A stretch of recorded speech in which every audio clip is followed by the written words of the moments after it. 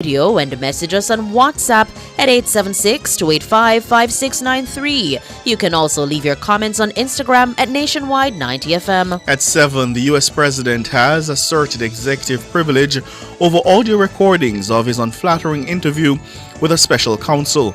You'll hear more. And at 8, it's Jamaican Dads with Dennis Brooks, Garth Williams, Marlon Campbell, and Floyd Green. All these and more as we take you home on air on your mobile, Nationwide 90 FM, Nationwide Radio, JM.com, and on the Nationwide app, available on the Google Play and the App Store. This Thursday afternoon, Thursday, May 16, 2024.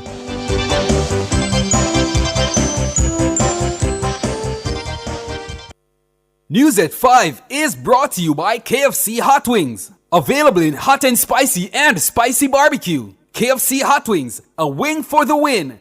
KFC is finger licking good. If it's news, it's got to be Nationwide 90 FM. And now to the details. A member of the Constitutional Reform Committee, CRC, Anthony Hilton, says a breakdown in trust between the government and opposition is at the heart of the current impasse over the Caribbean Court of Justice, the CCJ. Hilton's comment follows days of disagreement over the ongoing constitutional reform process after he and the other members, or rather the other members of the committee nominated by the opposition leader refused to sign the final report. He was speaking with Nationwide News at a media engagement at the St. Andrew offices of the Ministry of Legal and Constitutional Affairs.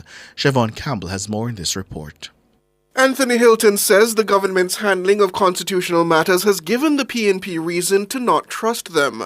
The opposition has deep reservation, and those reservation comes from a slew of recent responses and action by the government and some important constitutional issues. The matter of how they changed the constitution in the DPP matter has colored the opposition views the current government and other governments who could act in similar fashion or worse. He also cites the government's handling of the states of public emergency and the subsuming of the Office of the Political Ombudsman into the Electoral Commission of Jamaica, ECJ, as areas of concern to the PNP. In the instance of the DPP and the Ombudsman, the government proceeded with amending the law without opposition support or detailed consultation. Mr. Hilton says only honest dialogue will restore that trust. That the trust has been broken is obvious. How that is rebuilt? It seems to me that it cannot be rebuilt without dialogue. And dialogue cannot mean one party saying no, no, no, and the other party is making his view very clear, and the other party is refusing to be forthcoming with their views. The matter of the CCJ is one good example. Mr. Hilton says the opposition believes it's important to have the CCJ dealt with in Phase 1 of the reform process to ensure that the matter is settled while there's momentum. But the government has said that matter will be dealt with in Phase 2. It's understood that the PNP fears Phase 2 of the process may not get underway within a reasonable time. Hilton says the government must act in good faith and declare a position on the CCJ, becoming Jamaica's final appellate court. The issue we have is that the opposition has been very clear, and it's not Mr. Golding's issue. This is the opposition's issue. Historically, Mr. Golding has simply repeated what previous PNP administration has been saying. In the meantime, the government has been silent on what its position is, simply saying there's no consensus, that's being descriptive. That is not being prescriptive, and that is not giving the basis for dialogue and the search for solution. Despite the acknowledged breakdown in trust between the two major political parties, Hilton joined Constitutional Affairs Minister Marlene Malahoo Fort in expressing hope that both parties can still salvage the reform process. Siobhan Campbell for Nationwide News. Meanwhile, Minister of Legal and Constitutional Affairs Marlene Malahoo Fort has accepted that trust will have to be rebuilt between the two political parties. I remain hopeful that the work to reform the Constitution will continue to make progress. I am mindful, though, that the trust is broken in the society. The trust is broken between the political parties, and we will have to work to rebuild that trust so that we can deliver to the people of Jamaica. Marlene Malahoo Fort, Minister of Legal and Constitutional Affairs. In the meantime, the Constitutional Reform Committee will meet on Friday to formally consider the recommendations of Opposition Leader Mark Golding. Golding has presented a list of 14 points arising from the final report of the committee, which he says requires consideration. Among his recommendations are the expansion of the Senate to 42 members, that dual citizens be eligible to sit as members of Parliament, and for the creation of a mechanism to permit the impeachment of legislators. The absence of those issues from the report form part of his reason for advising the PNP representatives against signing the committee's final document. Despite not signing the final report, members of the opposition continue to attend CRC meetings and participate in deliberations. It's understood that noted constitutional scholar Dr. Lloyd Barnett has presented draft responses to Mr. Golding's concerns. Those responses will guide the committee's deliberations on Friday. It's understood that if Mark Golding's comments are accepted, they will also be presented to Cabinet for review. The members of the Constitutional Reform Committee are scheduled to appear before the Cabinet next Monday to explain their recommendations. In other news, Health and Wellness Minister Dr. Christopher Tufton says there's no truth to claims that the $21 billion bill for extensive work at the Cornwall Regional Hospital in St. James is due to cost overruns. Minister Tufton was speaking at a post-cabinet media briefing at Jamaica House on Wednesday. Mahiri Stewart has that story. The health minister says the $21 billion associated with the hospital project is a projection rather than a final cost. He explains that other facilities had to be created and refurbished to accommodate patients even as work continued at Cornwall Regional. We had to create a hospital around the hospital, which is the other misconception about the 21 billion and its expenditure. First of all, we haven't spent 21 yet. It's a projection, okay? It involved a plan. It was a parallel plan. One was to strip the main building down, to restore it as a modern building. But every single thing in that building will be new when it's finished. And the second, which was more important at the time, was what do we do with the 450 people who are in beds in the hospital? A hospital is an essential service for those who don't know. It's a 24-hour, 7-day-a-week, 12 months of the year service. You can't just stop it and wait until you build a new one. Dr. Tufton says equipment and fixtures are now being installed at Cornwall Regional. He says not by any measure can the situation at the hospital be assessed to be a cost overrun. Firstly, to date we have spent 3.5 billion as said on the screen. This year we're projected to spend 5.81. That's because this year we're now putting in the internals of the building. All the designs are complete, so we have 5 brand new operating theaters that are going in there. This is how the waiting area will look, the wards will look, all of those designs. And we had to do new designs because there was a shell, there was nothing. It's just the building and the entire floor was empty. And the team are busy, including the technical medical staff at Cornwall, have now signed off, and we are now getting to that point where you will see floor by floor being reopened. This cannot be considered a cost overrun. Dr. Tufton says those who criticize the work being done at the hospital are only insulting the workers.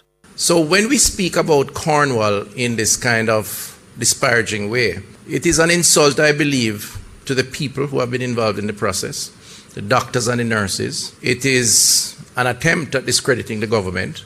I mean, we went through several project managers. Then we had COVID, so literally the project stopped for 2 years. Then we had to wait and build out parts to move people in. It is a classic case of case management around crisis, but it's also an example of what a position not to get into. I think it's unrealistic for those who make claims around expenditure to misunderstand that somehow the 21 billion, which is yet to be spent, is because of cost overruns. It is rescoping, and rightfully so.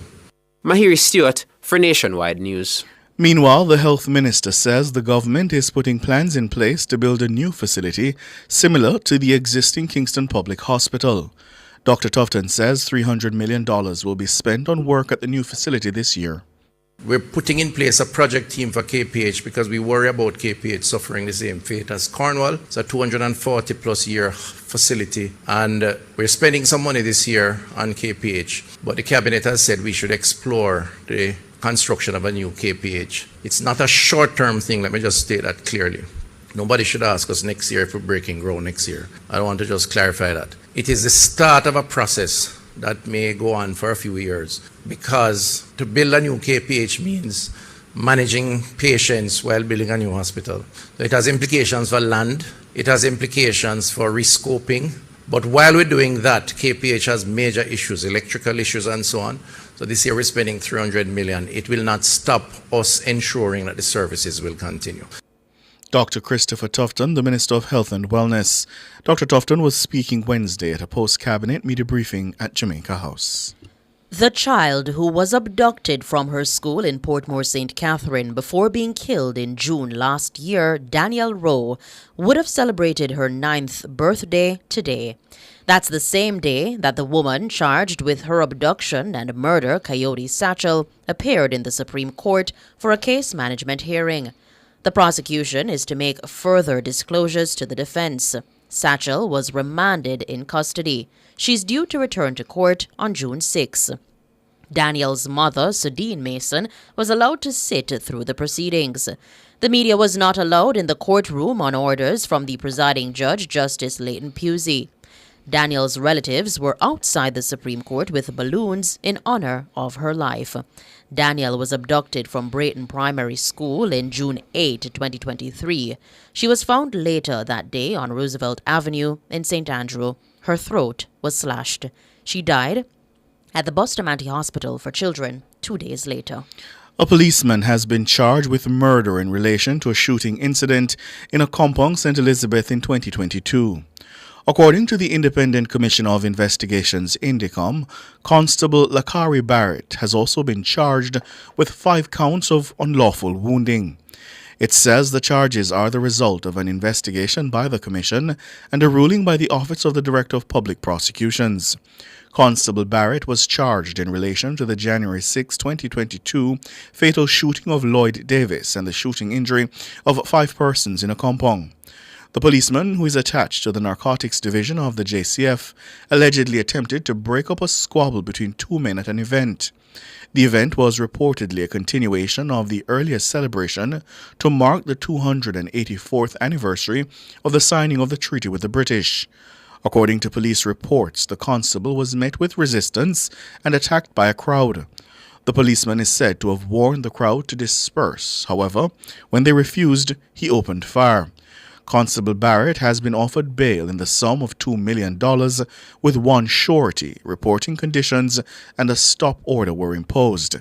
He's set to reappear in court on June 11. You're listening to the news on Nationwide at 5. More news after these.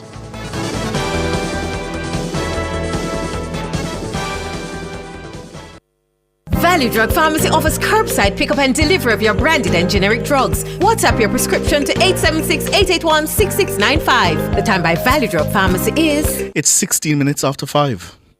Rent-to-Kill Initial offers air purification solutions with triple filtration and unique auto-sensing capabilities that neutralizes malodor and replaces it with clean air. Call Rent-to-Kill Initial at 926-4236 for more details. The temperature by Rent-to-Kill is 32 degrees Celsius in Kingston, 30 out west in Montego Bay. Drive Hyundai vehicles beyond your dreams with an exclusive 5.99% interest rate. Yes, shop Hyundai vehicles and get a super low 5.99% interest rate on your car loan. Plus 2 years free service, 1 year insurance, and 5 years warranty. Offer valid on all 2024 Hyundai vehicles. Drive your Hyundai with the lowest interest, 5.99%. Conditions apply. Continuing with the news, President of the Pediatrics Association of Jamaica, Dr. Curtis Price, is denying the validity of a WhatsApp message purporting to be from the body, warning parents about a sweet being consumed by students. The message shows a photograph of a liquid sweet that is dispensed through a spray nozzle. The message claims that children who have consumed the sweet have experienced mental issues. It also alleges that they suffered burns when spraying the liquid on their skin. Dr. Price says his group knows nothing about the message. We didn't send out any release to parents regarding the tweet at all. We were made aware. Actually, in my office, the parents, a number of parents brought it to my attention. They got it from their schools. So it's something that has been, out there and disseminated widely. But there's something sinister going about it, and we don't want to be associated with this.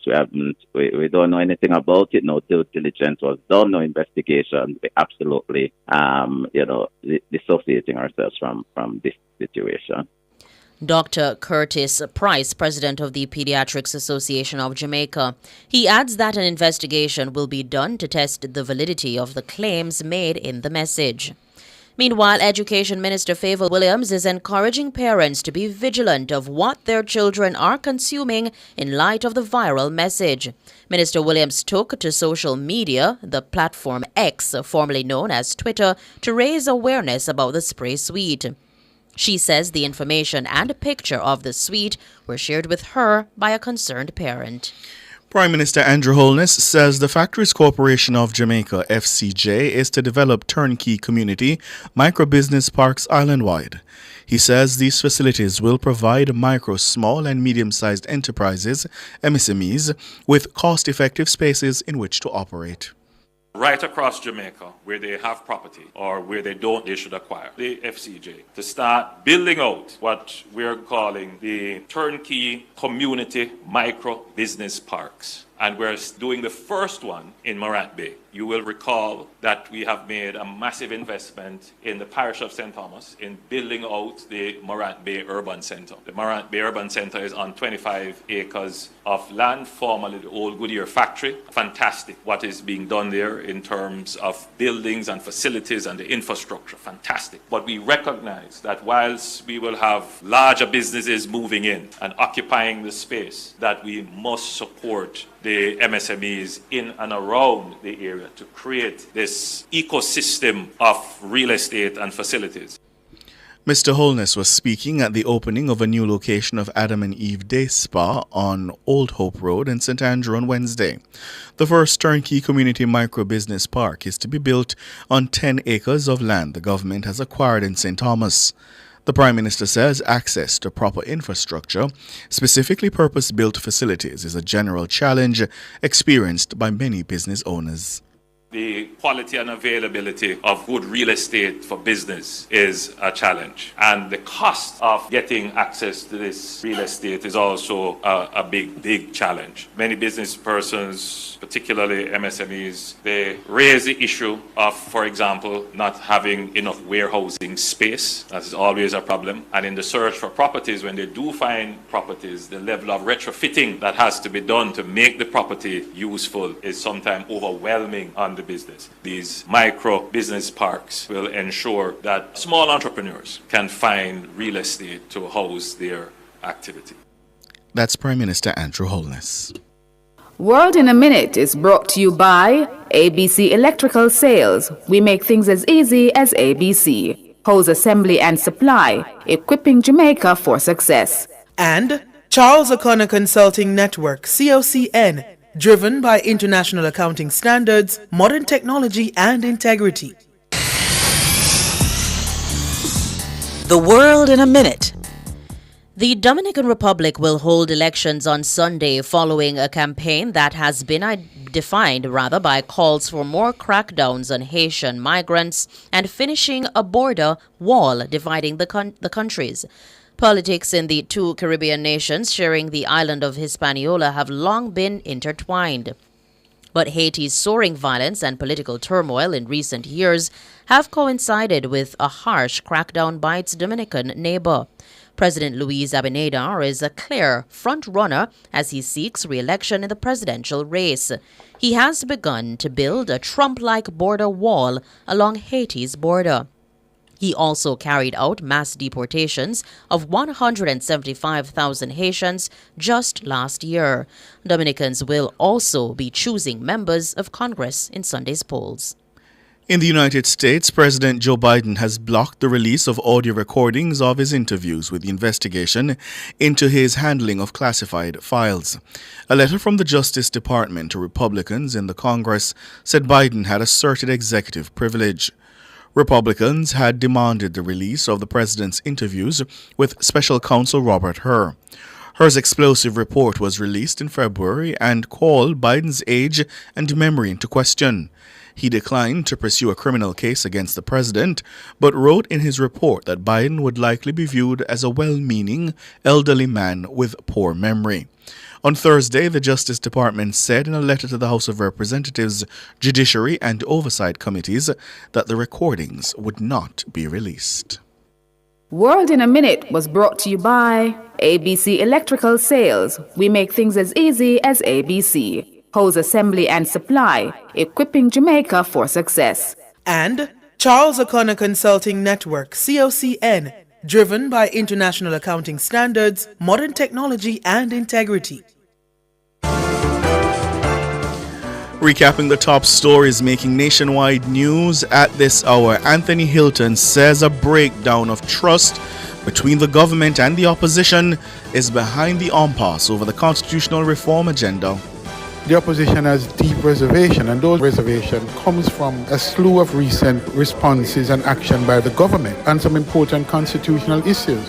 Health Minister Dr. Christopher Tufton says $21 billion bill associated with the Cornwall Regional Hospital is a projection rather than a final cost. The woman accused of murdering Daniel Rowe, Keodi Sachel, was in court today on what would have been the child's 9th birthday. The Pediatrics Association distances itself from WhatsApp message warning parents about a dangerous liquid sweet being sold to children. I'm Ricardo Brooks. And I'm Robianne Williams. And you can find the news on our website at nationwideradiojm.com and on the Nationwide app available on the Google Play and the App Store.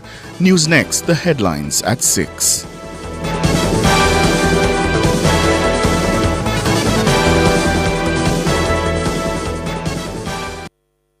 News at 5 was brought to you by KFC Hot Wings. Available in hot and spicy barbecue. KFC Hot Wings, a wing for the win. KFC is finger licking good. Nationwide 90 FM is at it again. Team Revolution will clear every hurdle and sprint to the finish line as we cover the games of the 33rd Olympiad. From Paris, the city of love.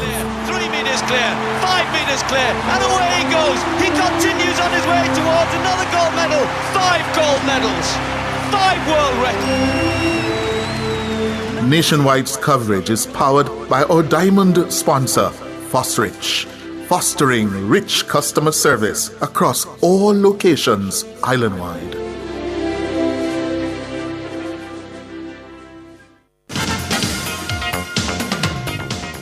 Hello, good afternoon, and welcome to sports here on Nationwide 90 FM. I'm Wayne Walker. Former Jamaican quarter milers Davian Clark and Danny McFarlane both believe that Jamaica's men's 4x400 meters relay team has the quality to qualify for the Paris Olympic Games.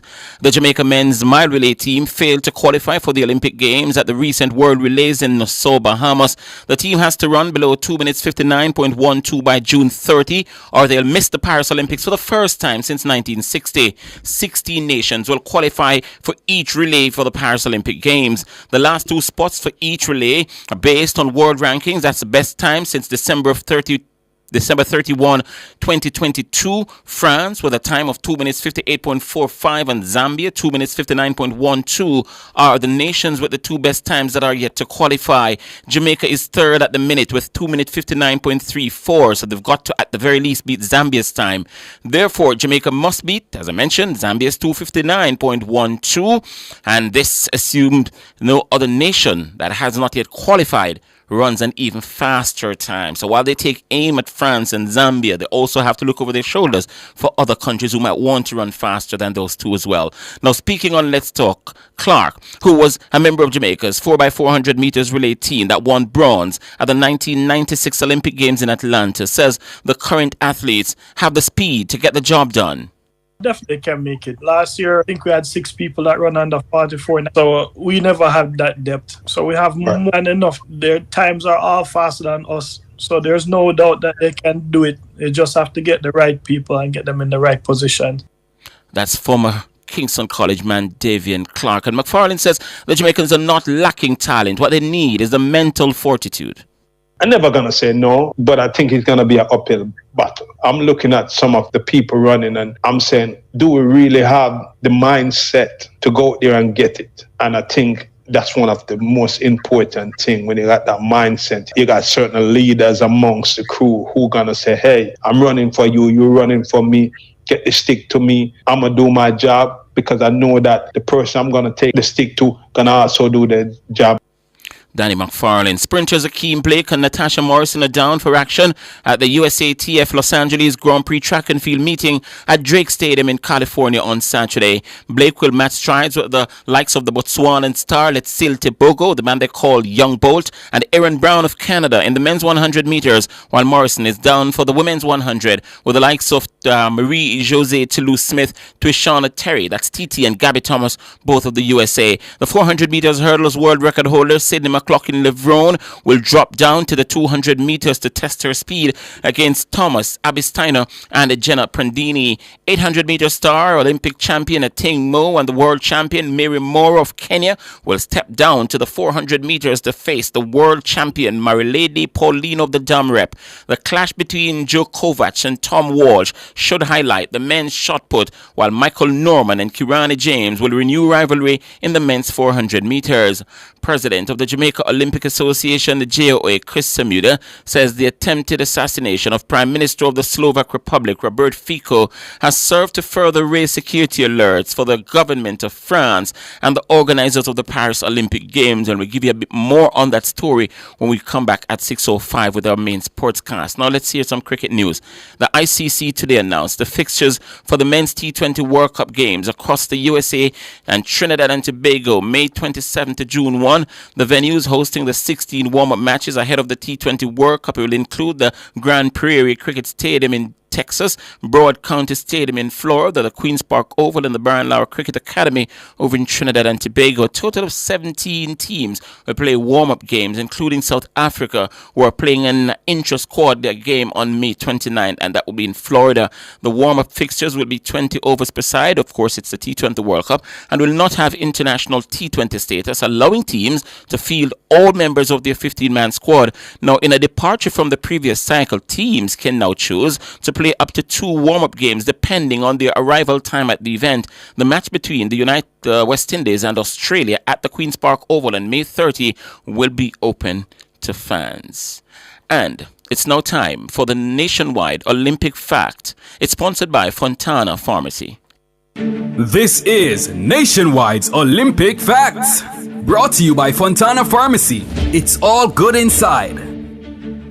Did you know that the first Olympic Games took place in 776 BC? Yes, that's a fact. The original Olympics began as part of an ancient Greek festival which celebrated Zeus, the Greek god of sky and weather. The whole competition lasted up to 6 months and included disciplines such as wrestling, boxing, long jump, javelin, discus, and chariot racing. That was Nationwide's Olympic Facts, brought to you by Fontana Pharmacy. It's all good inside. Yeah, and I take it by now you're all aware that Nationwide 90 FM is the exclusive radio broadcasters of the Paris Olympic Games. And if you didn't know, now you know. July 26th, and we go right the way through to August 11th. We're planning to deliver a fantastic Olympic Games for you, all right? That's sports. We're going to be back with more at 6:05.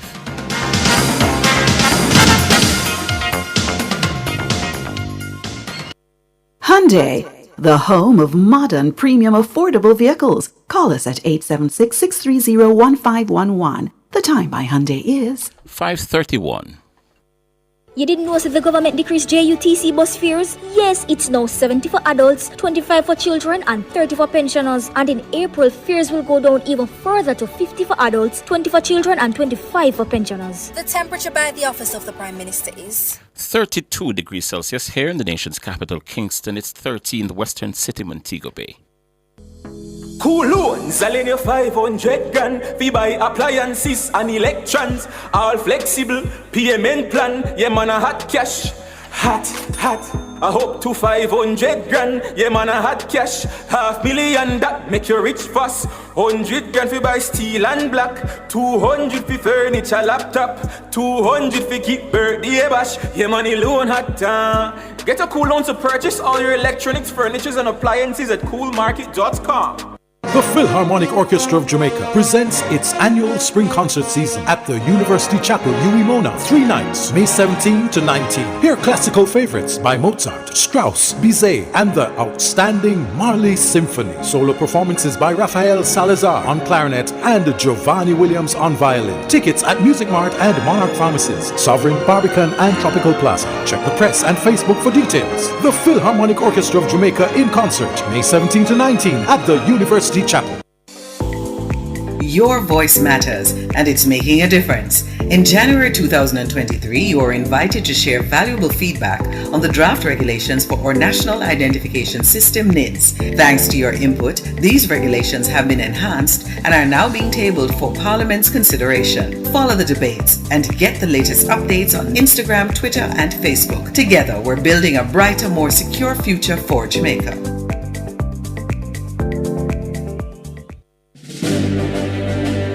Nationwide 90 FM is at it again. Malay Walker is pulling away another Jamaican win. Team Revolution will clear every hurdle and sprint to the finish as we cover the games of the 33rd Olympiad from Paris, the city of love. Here comes Parchment on the outside, all the way under pressure. Handsome Parchment, let's gold! A Jamaican victory in the 110 hurdles. Nationwide's coverage is powered by our gold sponsor, Ray and Nephew White Overproof Rum. Cover Story is brought to you by Multilink. Roll with control. Use Multilink. Safe, fast, and accepted in more locations. We've been a part of everyday Jamaican life for over 25 years. From paydays to birthdays, unexpected emergencies to anniversary celebrations, the supermarket checkout line, or paying a bill or taxes on time. Our fast, secure debit network provides reliable service so you can always depend on Multilink. Jamaican and proud, fast, secure, everywhere.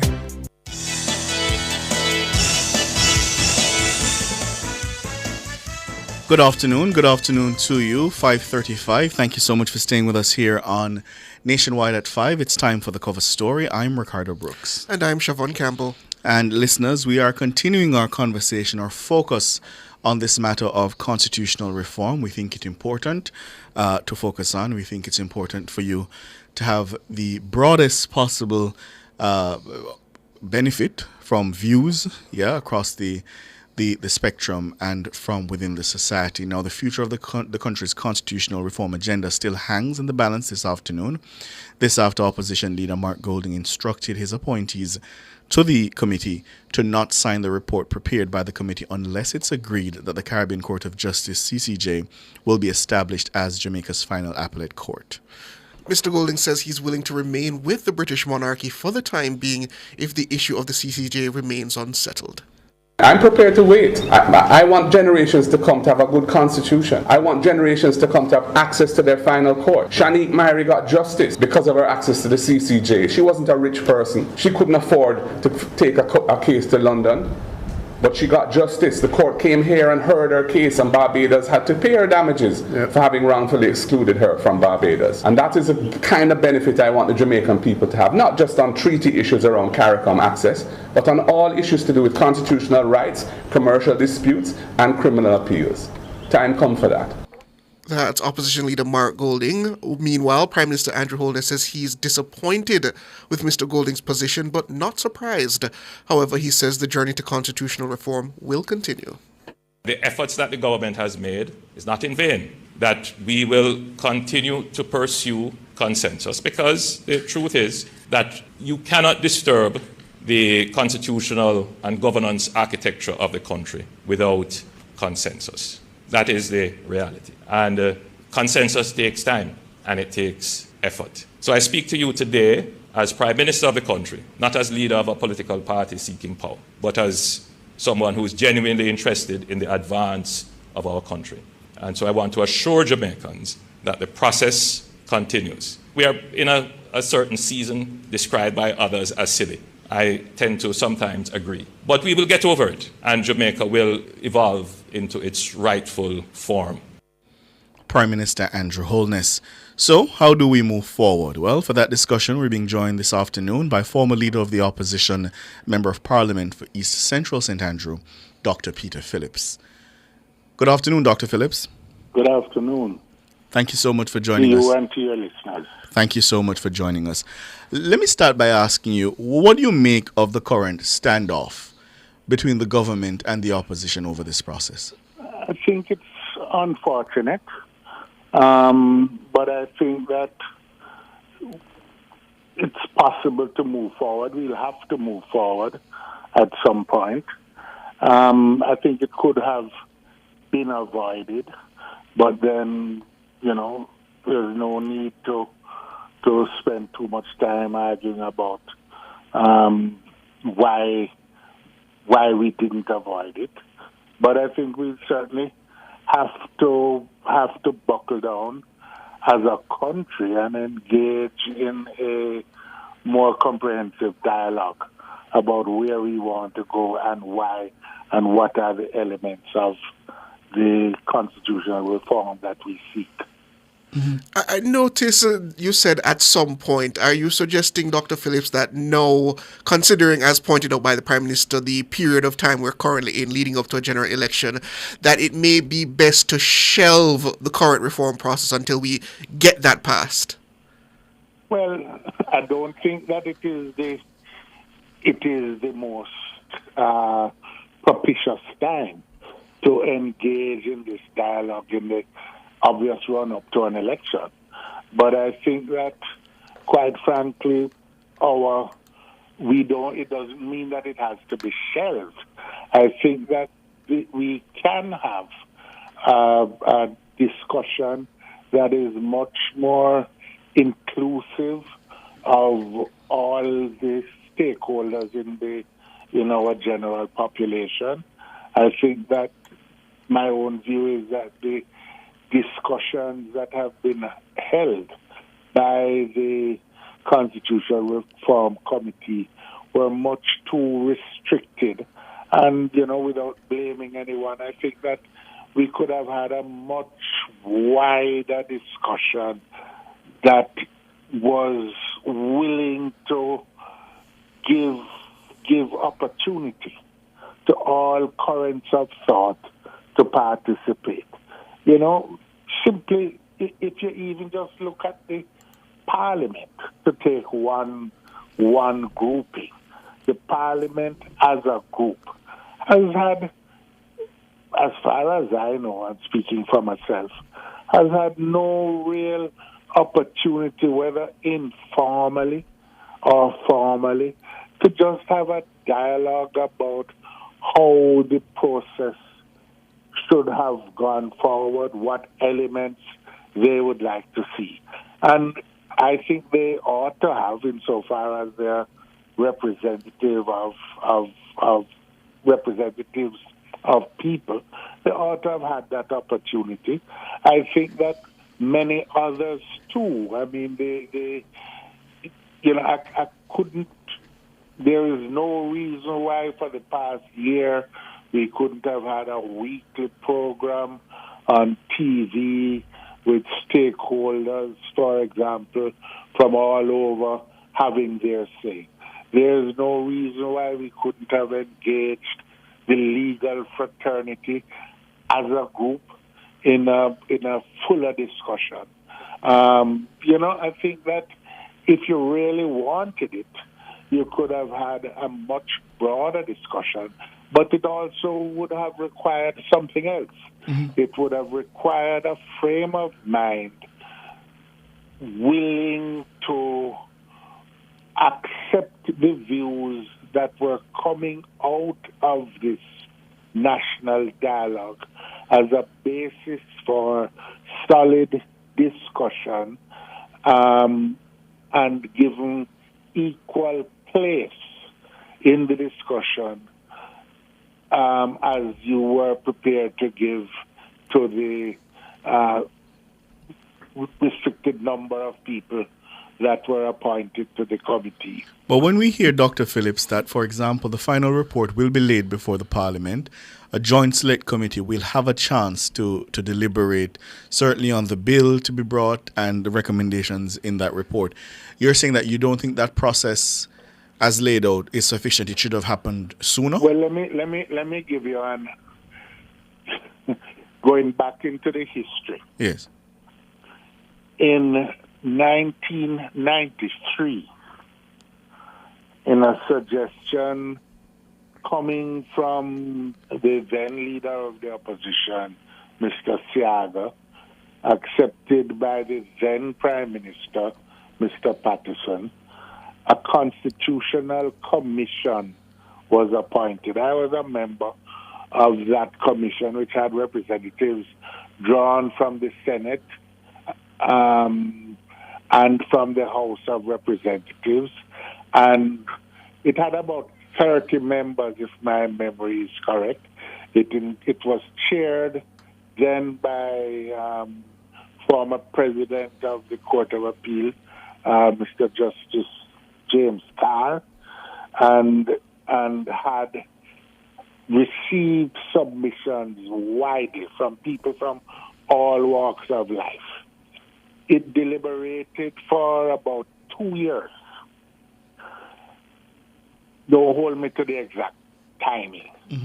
And then that report went to a joint select committee, which reported in 1995, I believe, after some lengthy consideration of the report coming out of the Constitutional Commission.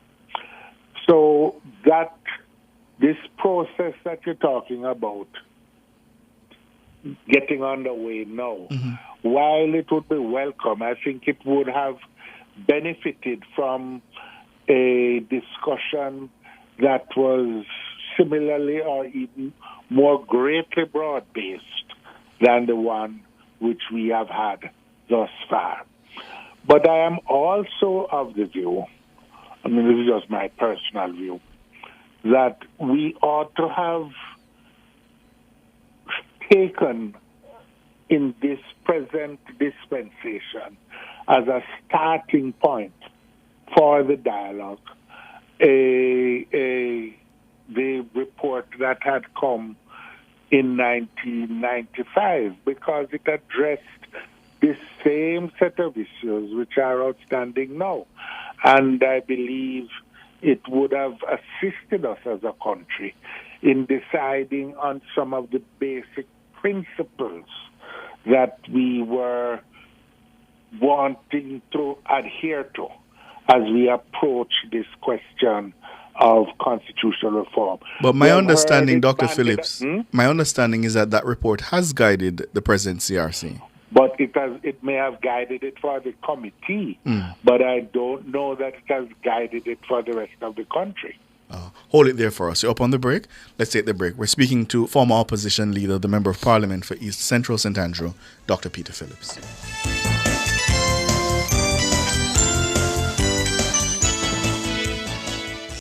Clearing personal non-commercial shipments at the port? Avoid the wait. Request a contactless clearance through your agent today. It's more efficient. It's secure. The time by the Jamaica Customs Agency is 5:46. Outperform, outlast. With top performance. Chakama. Reliable, full stop, not comma. We have the expertise place for drilling and demolition. We have the power tools for plumbers and electrician. Fancy select tools, free parts and free repairs. Free parts, free repairs. 2 to 3 years. Hilton, available at Delta Supply, 106 Hagley Park Road. Call us at 876-302-6111-4. Delta Supply, we service what we sell. Is your Strata filing its annual returns? In keeping with the Registration Strata Titles Act, Strata corporations are required to submit an audited financial statement or a copy of its accounts, prepared in keeping with generally accepted accounting principles, signed by the chairman and at least one other member of the executive committee. This must be submitted annually to the Commission of Strata Corporations within 120 days after the end of the financial year. For more information, contact the Commission of Strata Corporations at 926-9748-9. We've been a part of everyday Jamaican life for over 25 years. From paydays to birthdays, unexpected emergencies to anniversary celebrations, the supermarket checkout line, or paying a bill or taxes on time. Our fast, secure debit network provides reliable service so you can always depend on Multilink. Jamaican and proud, fast, secure, everywhere. Welcome back, listeners. As we continue to navigate this very sticky point of constitutional reform, we have with us former opposition leader and member of Parliament for East Central St. Andrew, Dr. Peter Phillips. Dr. Phillips, I recall back in 2015 when the matter of the CCJ had gone as far as the Senate, and it was shelved because there was no consensus to be had at the time, and it would not really appear again in the public domain till this new constitutional reform process almost 8 years later. If we say do not get through the current hurdles that are before us, could it be another 8 years, 10 years before we continue the process again? Well, look, I would hope not. But if we look at how long we have been, so to speak, going around this question of constitutional reform, it is possible.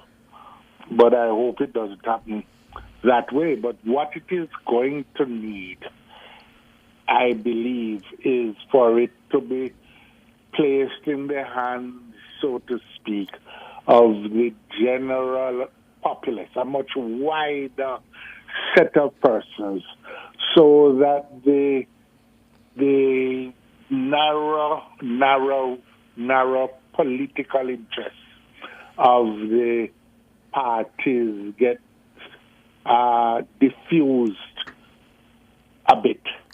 I think that's a way around it, and it's going to, quite frankly, require leadership willing to compromise and sit down outside of the public glare a bit and come to a meeting of minds and discuss about just how we're going to go forward. I think that's there's no way around that. Otherwise, we're likely to get stumped at a kind of point scoring, dance where the major political organizations jockey for advantage. If I could pick up on the point, I'm going to come back to that point about jockeying for advantage, but if I could pick up on the point of broader consultation, do you not worry, Dr. Phillips, that we have a settled practice in this country of talking our way around in circles and never actually achieving anything? And then we sort of mask that under the guise of consultation.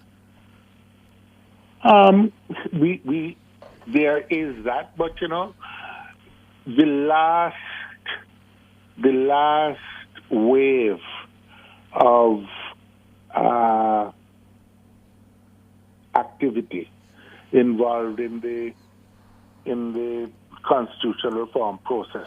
I'm going back to the 1993 1995 effort did result more significantly in the Bill of Rights coming forward in 2010. And that, I think, has been a major advance, and it was an advance which took place over many years of debate and discussion and compromise that ultimately resulted, I think, in an expansion of the rights available to the Jamaican people.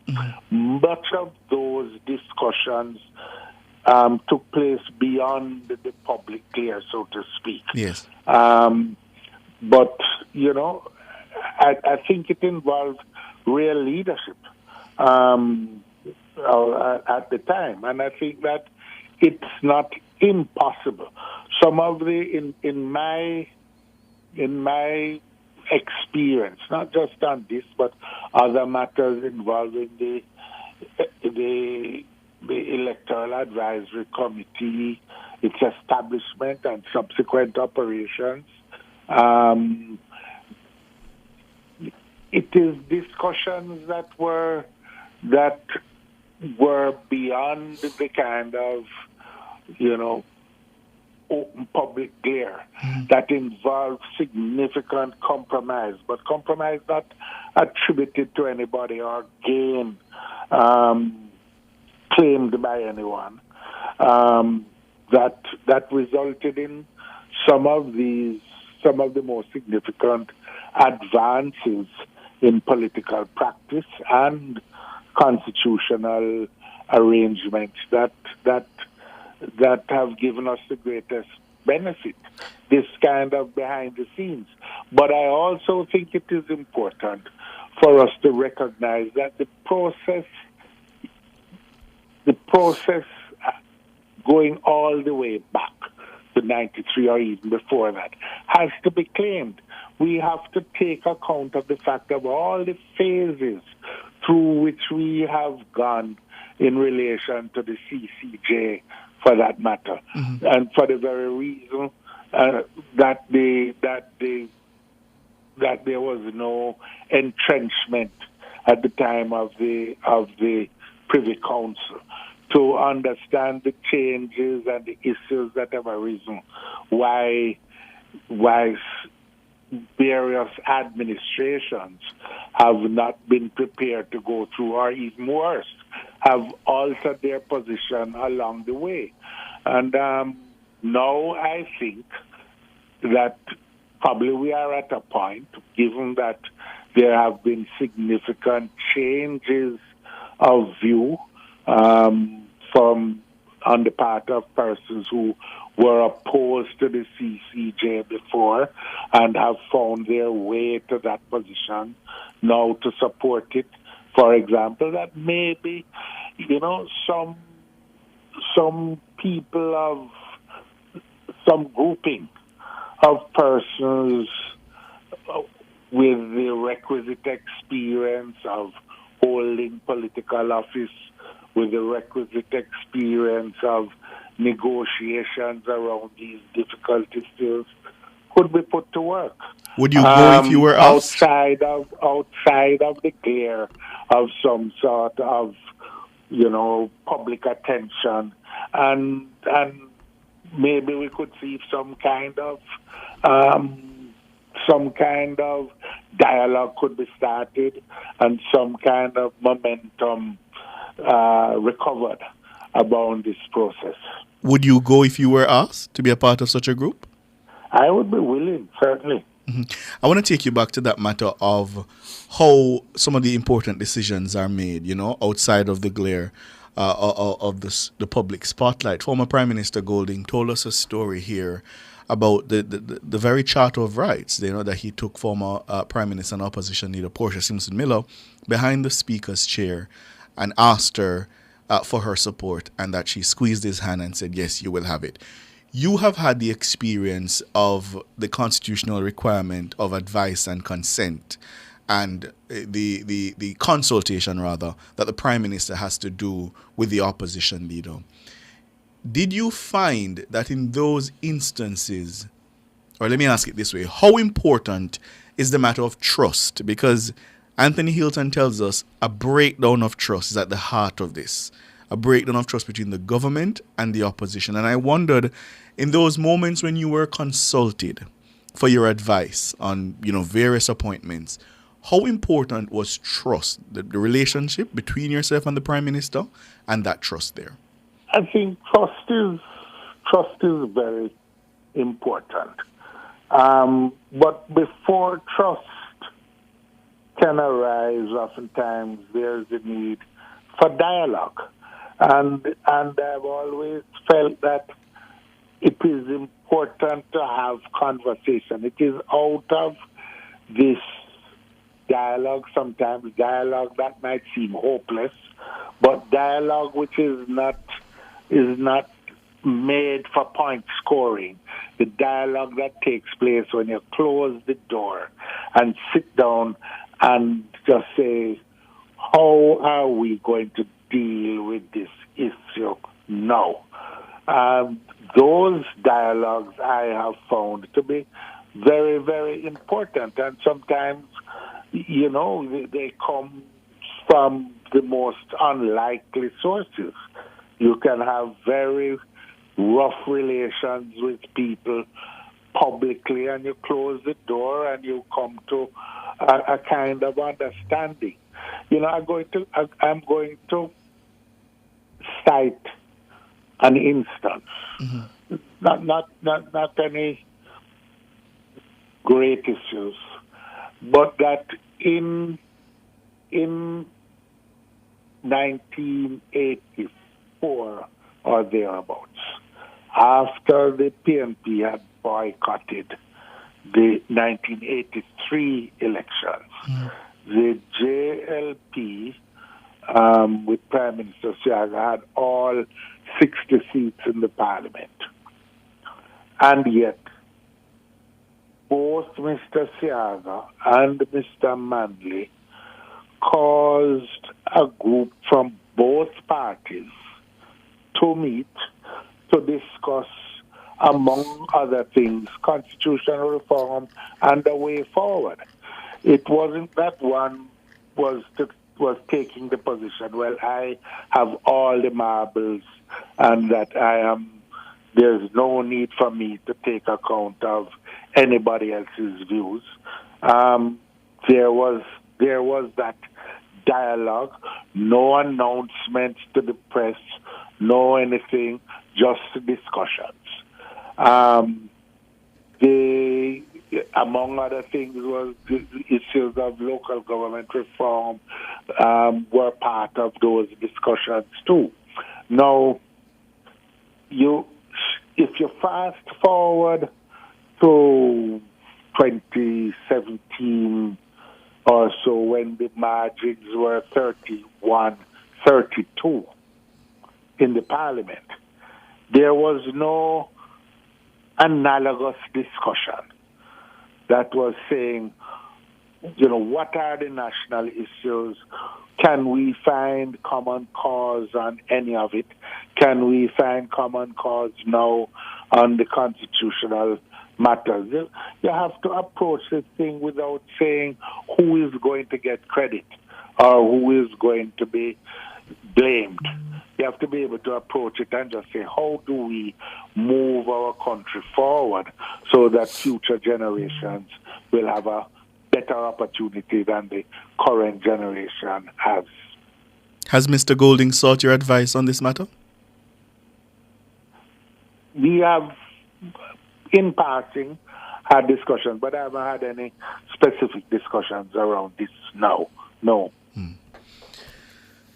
Dr. Peter Phillips, we thank you so much for your time, but unfortunately we have the news coming up on us.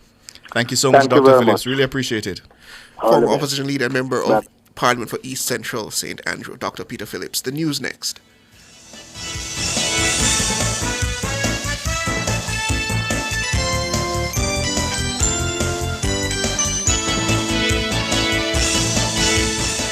Cover Story was brought to you by Multilink. Roll with control. Use Multilink. Safe, fast, and accepted in more locations.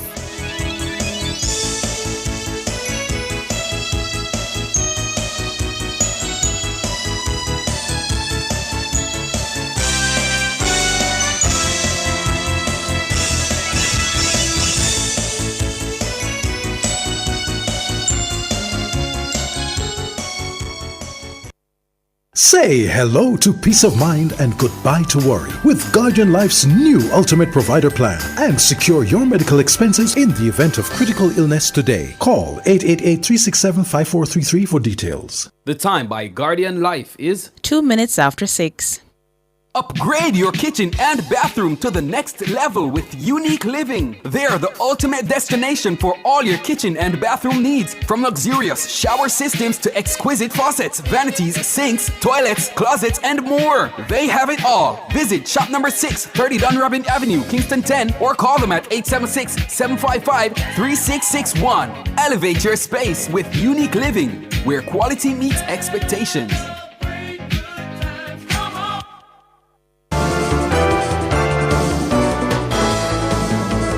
Nationwide headlines at 6.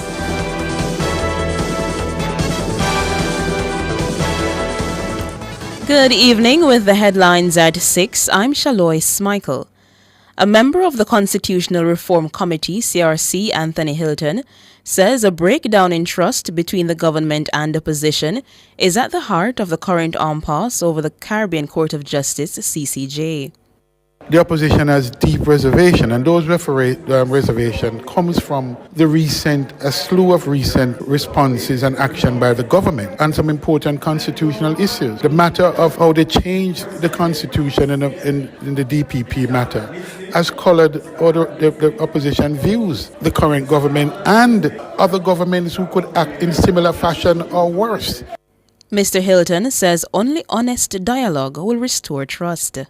That the trust has been broken is obvious. How that is rebuilt, it seems to me that it cannot be rebuilt without dialogue. And dialogue cannot mean one party saying no, no, no, and the other party is making his view very clear, and the other party is refusing to be forthcoming with their views. The matter of the CCJ is one good example. Anthony Hilton, member of the CRC. Meanwhile, Minister of Legal and Constitutional Affairs Marlene Malahoo Ford has accepted that trust will have to be rebuilt between the two political parties. I remain hopeful that the work to reform the Constitution will continue to make progress. I am mindful, though, that the trust is broken in the society. The trust is broken between the political parties, and we will have to work to rebuild that trust so that we can deliver to the people of Jamaica. Marlene Malahoo Ford, Minister of Legal and Constitutional Affairs. Health and Wellness Minister Dr. Christopher Tufton says there is no truth to claims that the $21 billion bill for extensive work at the Cornwall Regional Hospital in St. James is due to cost overruns. We had to create a hospital around the hospital, which is the other misconception about the $21 billion and its expenditure. First of all, we haven't spent 21 yet. It's a projection, okay? It involved a plan. It was a parallel plan. One was to strip the main building down to restore it as a modern building. But every single thing in that building will be new when it's finished. And the second, which was more important at the time, was what do we do with the 450 people who are in beds in the hospital? A hospital is an essential service for those who don't know. It's a 24-hour, 7-day-a-week, 12 months of the year service. You can't just stop it and wait until you build a new one. Dr. Tufton says those who criticize the work being done at the hospital are only insulting the workers. So when we speak about Cornwall in this kind of disparaging way, it is an insult, I believe, to the people who have been involved in the process, the doctors and the nurses. It is an attempt at discrediting the government. I mean, we went through several project managers. Then we had COVID, so literally the project stopped for 2 years. Then we had to wait and build out parts to move people in. It is a classic case of case management around crisis, but it's also an example of what a position not to get into. I think it's unrealistic for those who make claims around expenditure to misunderstand that somehow the 21 billion, which is yet to be spent, is because of cost overruns. It is rescoping, and rightfully so. Meanwhile, the health minister says the government is putting plans in place to build a new facility similar to the existing Kingston Public Hospital. We're putting in place a project team for KPH because we worry about KPH suffering the same fate as Cornwall. It's a 240 plus year facility, and we're spending some money this year on KPH, but the cabinet has said we should explore the construction of a new KPH. It's not a short-term thing, let me just state that clearly. Nobody should ask us next year if we're breaking ground next year. I want to just clarify that. It is the start of a process that may go on for a few years, because to build a new KPH means managing patients while building a new hospital.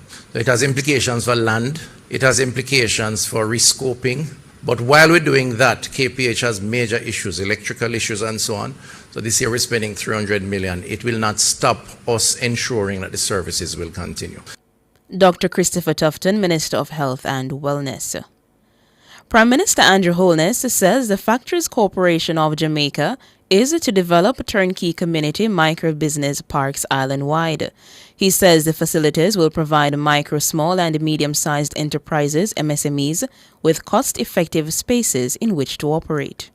Right across Jamaica, where they have property or where they don't, they should acquire the FCJ to start building out what we're calling the turnkey community micro business parks. And we're doing the first one in Morant Bay. You will recall that we have made a massive investment in the parish of St. Thomas in building out the Morant Bay Urban Centre. The Morant Bay Urban Centre is on 25 acres of land, formerly the old Goodyear factory. Fantastic what is being done there in terms of buildings and facilities and the infrastructure. Fantastic. But we recognize that whilst we will have larger businesses moving in and occupying the space, that we must support the MSMEs in and around the area to create this ecosystem of real estate and facilities. The first turnkey community micro-business park is to be built on 10 acres of land the government has acquired in St. Thomas. The Prime Minister says access to proper infrastructure, specifically purpose-built facilities, is a general challenge experienced by many business owners.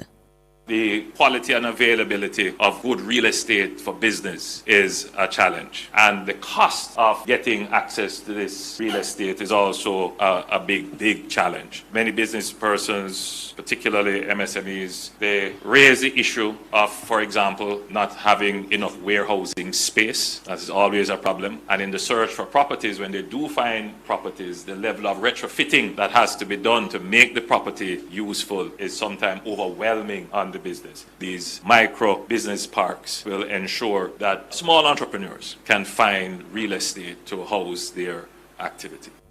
Prime Minister Andrew Holness. Those were the headlines at 6. I'm Shalois Michael. Sports is next.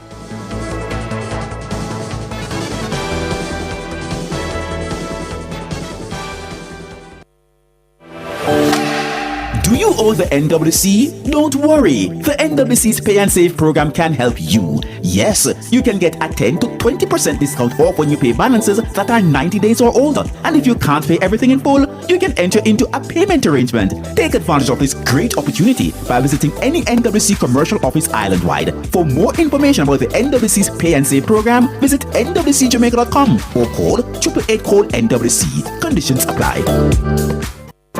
KFC hot wings, a wing for the win. From your taste one wing, there's just no stopping. KFC hot wings, it's finger licking, spicy or barbecue. Which one you picking? Good for have on the go. Any flex, any link. Best wing, best believer. We say the thing long lasting flavor. We stay winning. KFC hot wings, a wing for the win. KFC hot wings, delicious, irresistible. Enjoy a 10-piece combo or 25-piece party bucket today in hot and spicy or spicy barbecue. KFC hot wings, a wing for the win.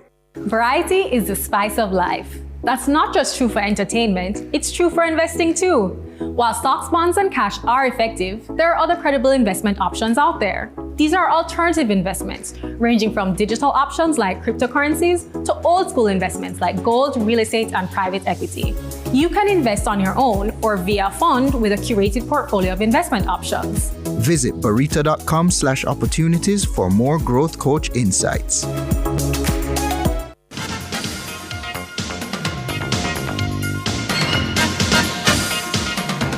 Good evening with your sports report. I am Alric Swaby. We start with a track and the field. As former Jamaican quarter milers Davian Clark and Danny McFarlane both believe Jamaica's men's 4x400 meters relay team has the quality to qualify for the Paris Olympics. The Jamaica men's mile relay team failed to qualify for the Olympics at the recent World Relays in the Bahamas. The team has to run below 2 minutes 59.12 seconds by June 30, or they'll miss the Paris Olympics for the first time since 1960. 16 nations will qualify for each relay for the Paris Summer Games. The last two spots for each relay are based on world rankings, that is, best times since December 31, 2022. France with a time of 2 minutes 58.45 seconds and Zambia's 2 minutes 59.12 seconds are the nations with the two best times that are yet to qualify. Jamaica is third with a time of 2 minutes 59.34 seconds. Therefore, Jamaica must beat Zambia's 2 minutes 59.12 seconds to qualify for the Paris Olympics.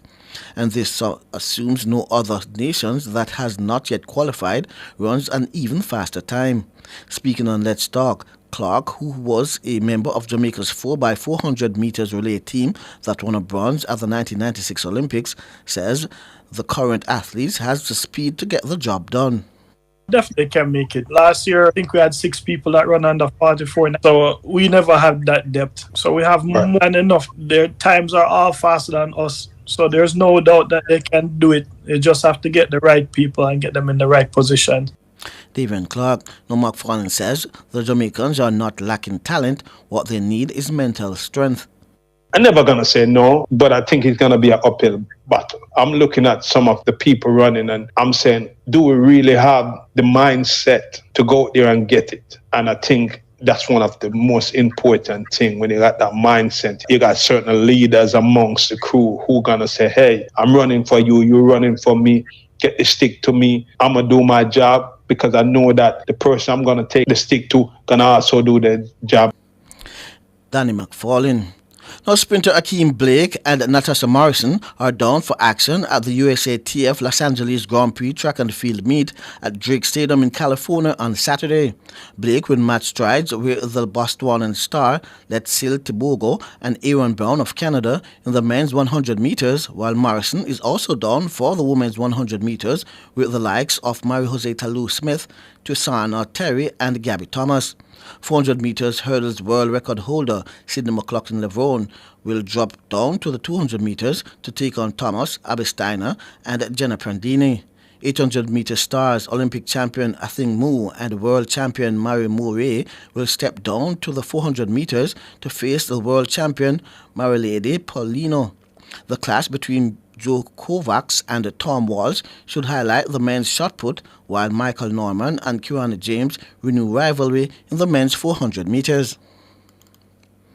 President of the Jamaica Olympic Association, JOA, Christopher Samuda, says the attempted assassination of Prime Minister of Slovak Republic, Robert Fico, has served to further raise security alerts for the government of France and the organizers of the Paris Olympics. Prime Minister Fico is in a serious but stable condition after being shot several times in what colleagues described as a politically motivated attack.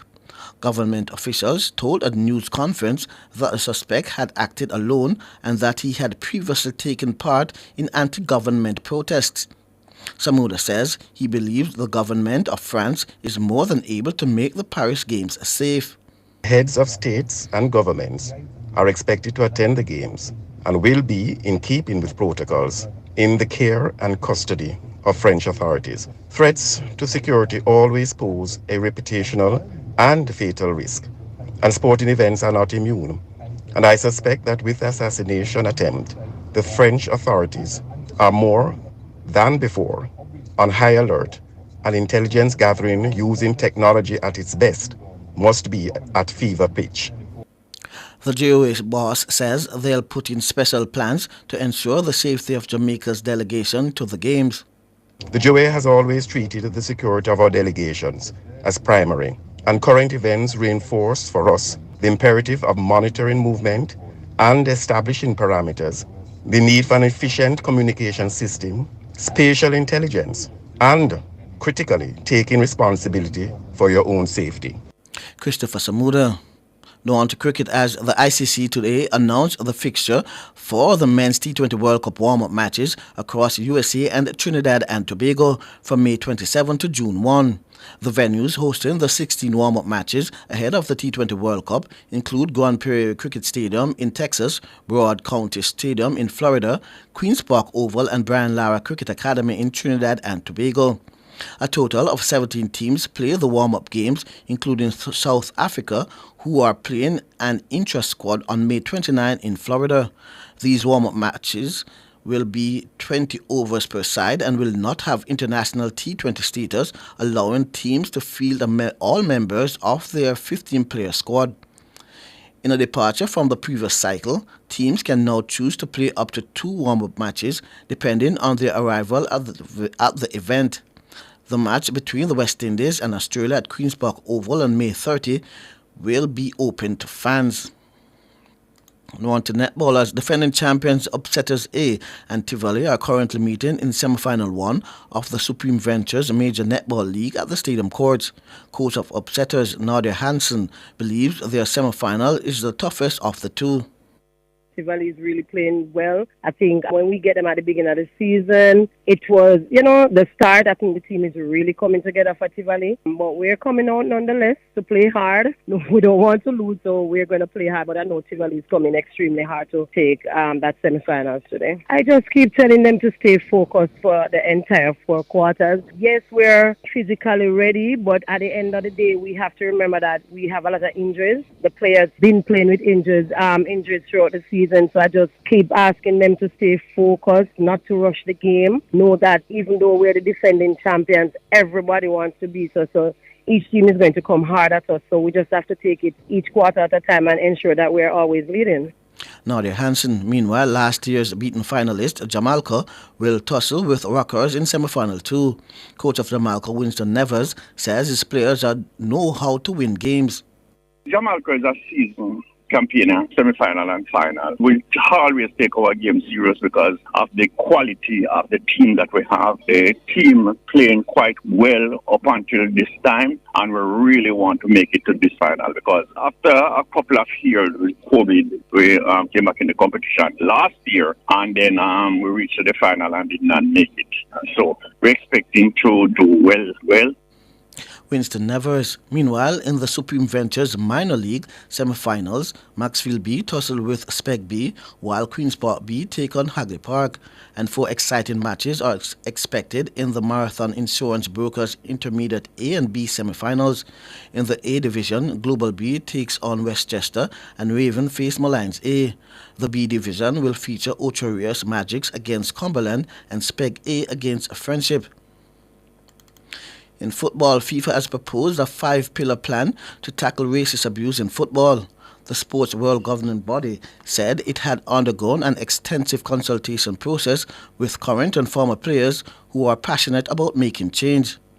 One of the planned proposals would see the introduction of a stand across hands gesture for players to communicate racist incidents during matches. The Global Stand Against Racism proposal will be presented to FIFA's 211 members at its annual Congress in Bangkok today.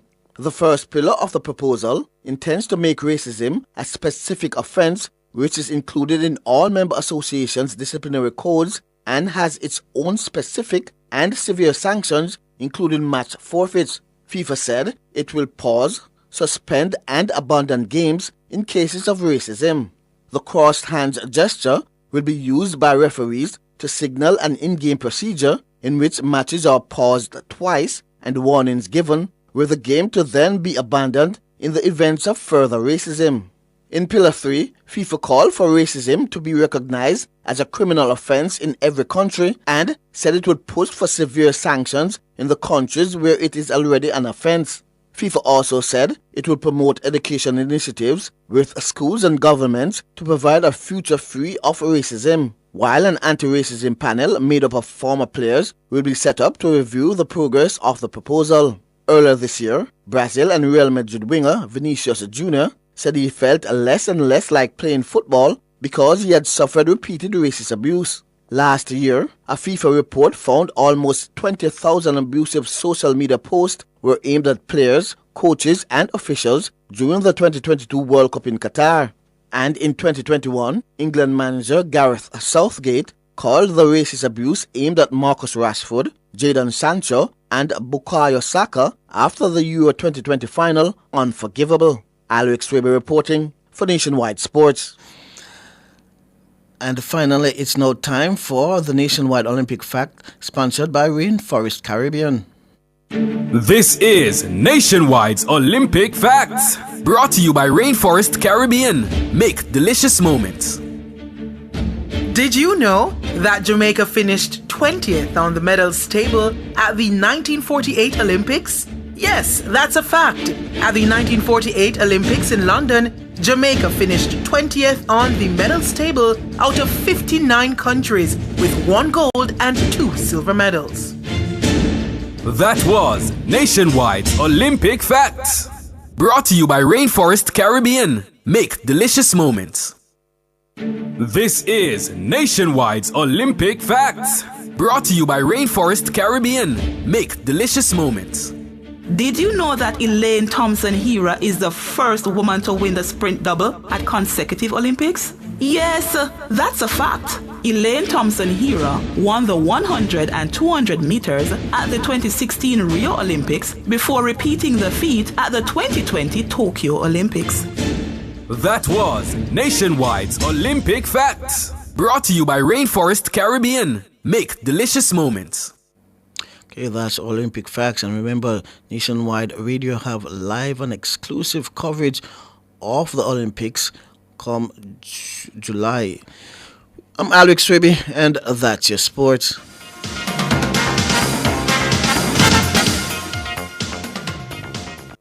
For all your scales and food processing equipment, call Advanced Scales and Equipment Limited at 876-968-9612 to 5. The time by Advanced Scales and Equipment Limited is 6:24.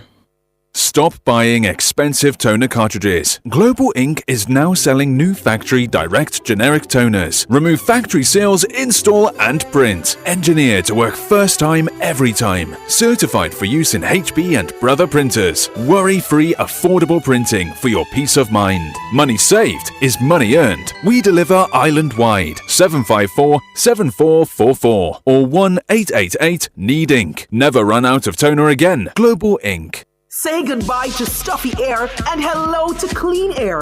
Call the air conditioning experts, Geddes Refrigeration Limited, for all your indoor air quality needs. Their duct cleaning services will leave your home or office feeling fresh and healthy. Call them at 876-923-6521-3 or email grljasocialmedia@gmail.com. Located at 226 Spanish Town Road, Kingston 11. Breathe easy with Geddes Refrigeration Limited. Breathe easy with Geddes Refrigeration Limited.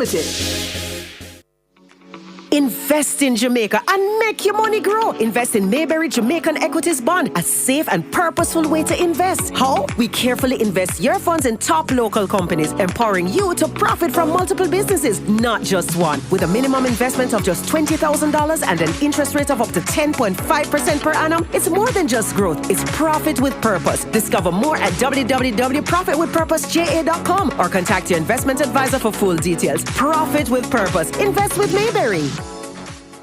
Public Opinion is brought to you by Cleasing Industrial Supplies Limited, Industrial Automation and Control Solutions. Good evening, and welcome to Public Opinion. I'm Robian Williams. A special good evening to our friends on our YouTube platform. Thank you for always tuning in. You know we like to hear from you, so we ask you to weigh in live in the comments section on today's Public Opinion. It's an ongoing conversation. I said this before. The focus is still the matter of constitutional reform this evening. And at the forefront of the constitutional reform is Jamaica's final appellate court. To stick with the UK Privy Council or not to stick with the UK Privy Council, to go with the Caribbean Court of Justice, the CCJ. Now, Minister of Legal and Constitutional Affairs Marlene Malahoo Fort says support for the retention of the UK-based Privy Council as the country's final appellate court appears to have grown in recent weeks. Why? She says that support appears to have grown following the Privy Council's ruling in the murder conviction of Vybz Kartel and his co-accused. The government has said that as part of the move to make Jamaica a republic, we will have to decide on a final court. At one stage, there were three options before us: acceding to the appellate jurisdiction of the Caribbean Court of Justice, bearing in mind that we already have the original jurisdiction. The Caribbean Court of Justice is part of our court structure because we are a member of the Caribbean community. Believe it or not, there are many Jamaicans who are saying retain the Privy Council in spite of all of the challenges. And I think after the cartel case, when I've read the comments online, I see so many still discussing the matter. Indeed, that's Marlene Malahoo, Fort Minister of Legal and Constitutional Affairs. She was speaking during Wednesday's post-cabinet press briefing. Now, in public opinion, we're asking, have the developments in the Vybz Kartel case changed your opinion of the Privy Council? No, Vybz Kartel case would not change my opinion on the Privy Council one way or the other. What I believe is that I don't think the local lawyers can have the influence that they would have on the Privy Council like they would probably have on the Caribbean Court of Justice. My belief is that most of these lawyers attend university with the judges that would be able to sit on the Caribbean Court. I strongly believe that can have an impact on justice. I just believe that can have an impact on justice. Yes, I do, yes. Yes, I think so. We need to have that going on because we are too corrupt as a country. I will let things slide based upon your status and just because them want to sing cartel, why them get the opportunity to sing cartel, you know. The system rig against cartel, you know. I remember, if cartel never have the money where him have, all know him not see the light of day, you know, bro. May I tell you that, you know. So me agree, so we need an overseer with a lot of things. Saying with certain things we need an overseer because we not manage them things up our own good. So we need that. So me agree, so we have them same way. That is it. The views of the people right there in our public opinion. The question, have the developments in the Vybz Kartel case changed your opinion of the Privy Council? Going to the comments on our X platform, Naaman says, no, I prefer the Privy before that. Let me see if I can get in. Elon Muscadmeyer says, cartel case has nothing to do with it. Javon McPherson says, no, I still hold that the Privy Council is our best apex court at this time. It's void of the perception of bias, which is critical to the acceptance of justice. Vybz Kartel case just solidified that justice should see no color. Denzel TM says, no, we need to leave the PC. The CCJ is not an option for me. Jamaica needs a final court in Jamaica. And he's saying that he's not interested in switching a foreign colonial court for another foreign court. Romar says, yes, it has. It actually made me think less highly of the Privy Council. There were so many substantive issues in the case that the justices on the PC ignored. And as the apex court, they should have addressed some of them. Bad News says it hasn't changed public opinion, the JLP trying to justify staying with the Privy Council. We're in the court of public opinion. Have the developments in the Vybz Kartel case changed your opinion of the Privy Council? Going through the comments on Facebook now, Philip Jackson says, justice is what is important, not who or where it comes from.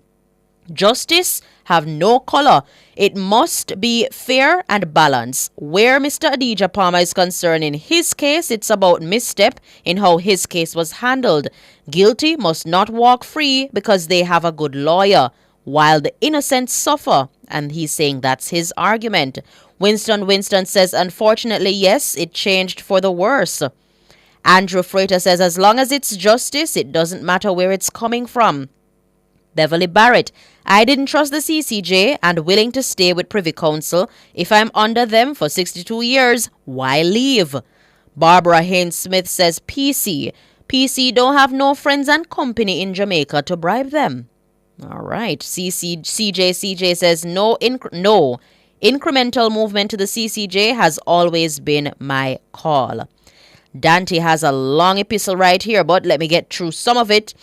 saying, yes, I don't believe Jamaica can manage without the Privy Council. Cartel's case is one of the many showing up the disgrace of authorities handling cases. Robert Ranger says, anything what comrades are against is good. And he's saying I'm with the PC. Edney Powell says, no, it didn't change my mind. I always say Privy Council. Sean Major Campbell says, no, we should still move away from contempt for our people and nations in the Caribbean. Long live the CCJ. These comments are indeed intriguing. Natty Dreddy on our Instagram says the CCJ could have quashed the cartel conviction. Also, the lack of evidence or due process not being followed was clear. Trivani says, let me ask this question. Who does it benefit to make Jamaica final court the CCJ? All right. Chrissy saying the fact that we have to apply for a visa to go there is enough to show us that it's not a place designed for us. You shouldn't need a visa to get justice. All right. Rose is saying we should be ashamed that after 62 years of independence, we still can't judge our own selves. Wow. Let me see if I can get through the comments on our YouTube platform real quick. Colin James is saying no CCJ, England all the way. Cheryl Griffiths is saying, oh, please, the Caribbean hate Jamaica like what? Wow, Cheryl Griffiths. Whoa, that the one they come out strong though.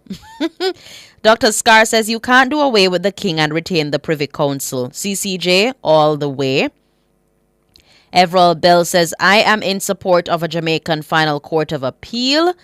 Let me see if I can. Angela Jones, Marlene. Okay, you're referring to Marlene P. right there.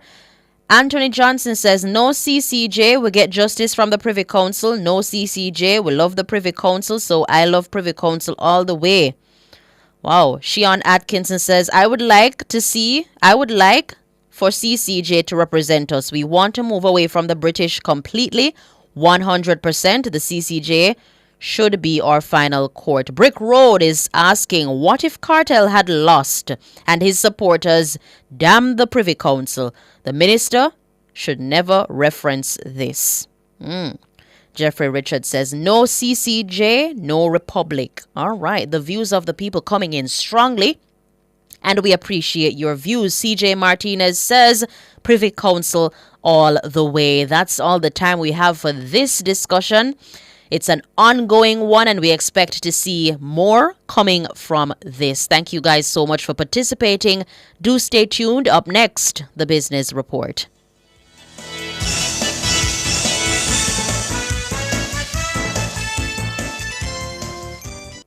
Public Opinion was brought to you by Cleasing Industrial Supplies Limited, Industrial Automation and Control Solutions.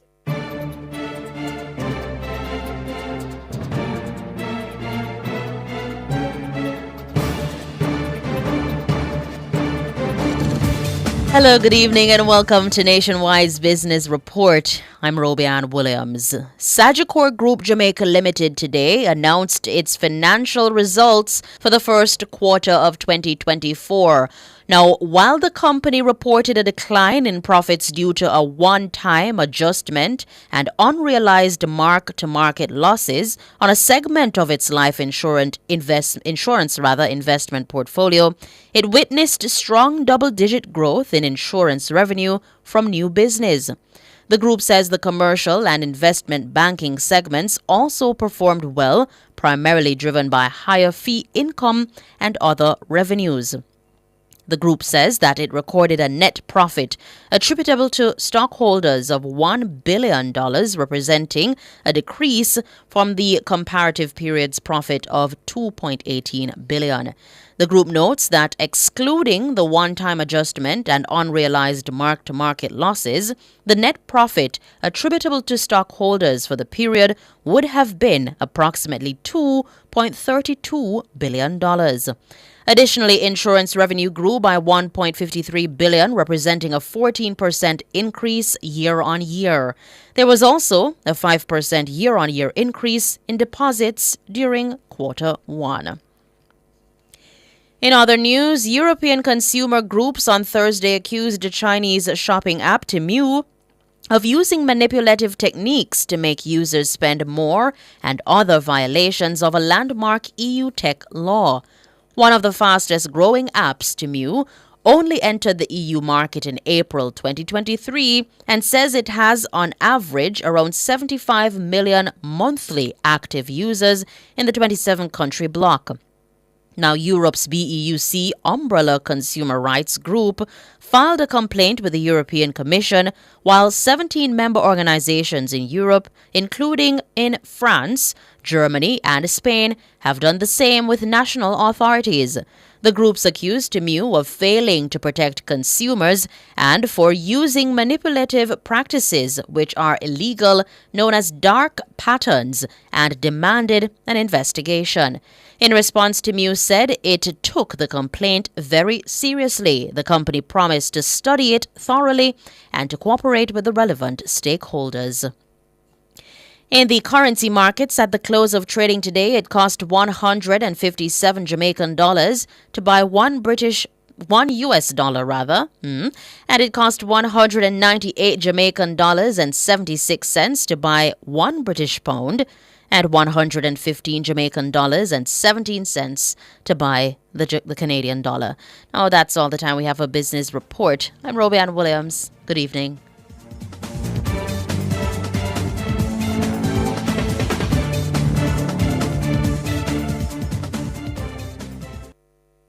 Touching lives every day, so many different ways, a part of all you do. Sagicor will make you feel secure, reaching out for more, we'll always see you through. Reach for more, whatever you're dreaming, whatever your goals, will help you achieve them. You're never alone, taking care of today's needs, take care of tomorrow's dreams, every day helping you succeed. That's what Sagicor means. Today's needs, tomorrow's dreams. Sagicor. Does your bra ride up your back? Do your shoulders hurt from carrying the weight of your breasts? These are signs of an ill-fitting bra. When was the last time you were fitted by a bra fit specialist? The bra experts at LaBelle Femme will take care of you. Drop into the store at 53 Lady Musgrave Road, Tuesdays to Saturdays from 10 to 5, and you will see the difference. Or call 876-622-6091.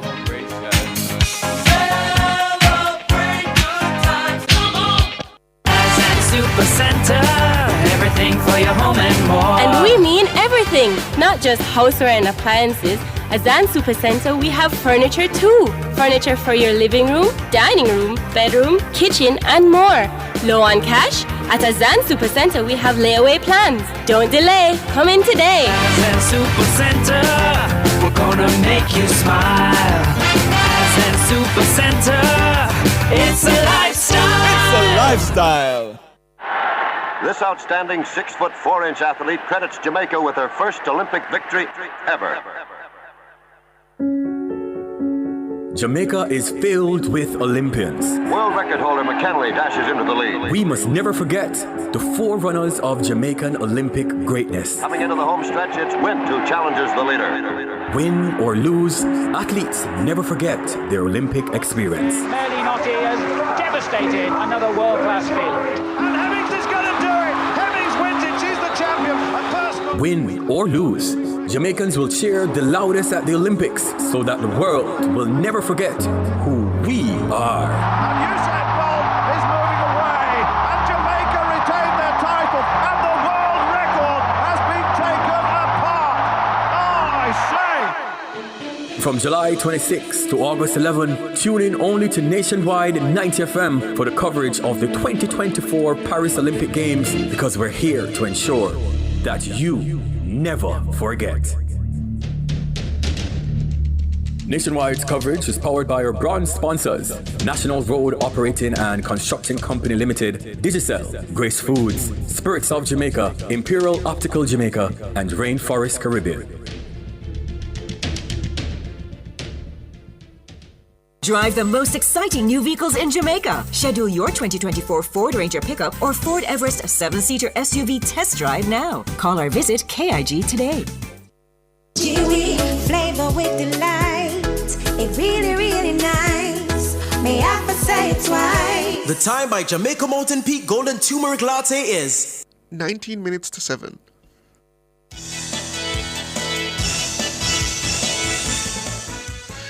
Good evening, good evening. It's time for the nation's business, and we're touching on road fatalities.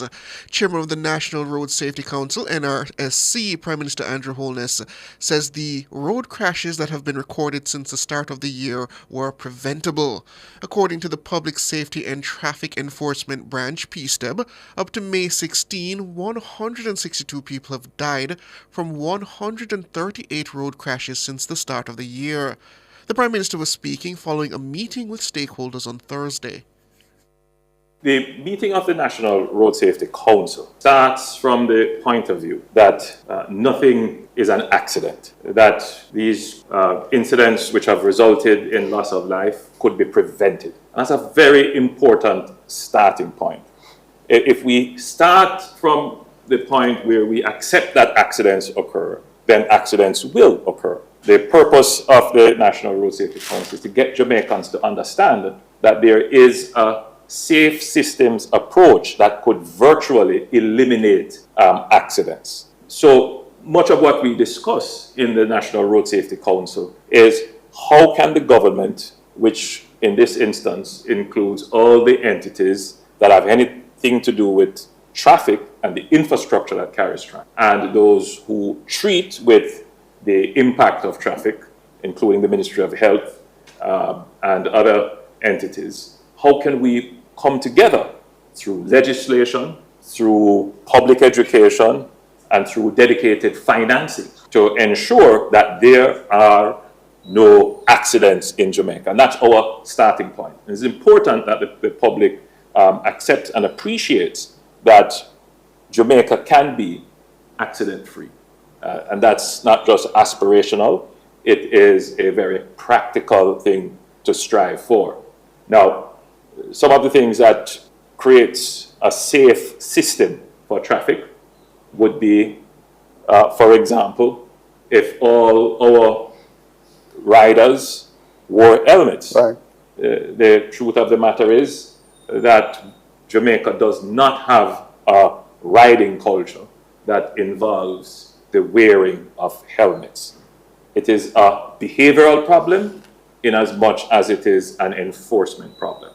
So what the government has done, we recognize the need for public education, and there are several private sector and NGO initiatives that the government supports in trying to create this public behavior and sentiment towards wearing helmets. In my budget presentation the year before, I had announced that the government will sponsor 10,000 helmets to give free of cost to riders. We have now procured 2,000 helmets through the Ministry of National Security, and those will be made available to the National Road Safety Council for distribution island-wide, and that will continue over the next few years until we have a helmet for every rider in Jamaica. That's the intention.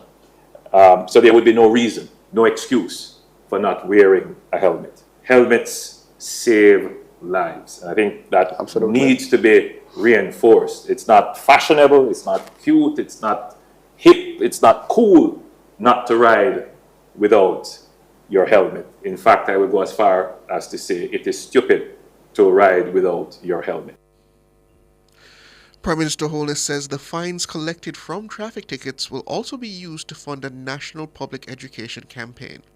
The other thing that could significantly reduce accidents in Jamaica, again, a behavioral issue, if Jamaican drivers drove within the speed limit. In the last few days, where we've had these terrible accidents, one of the major causes identified is that the drivers were driving above the speed limit. They were speeding.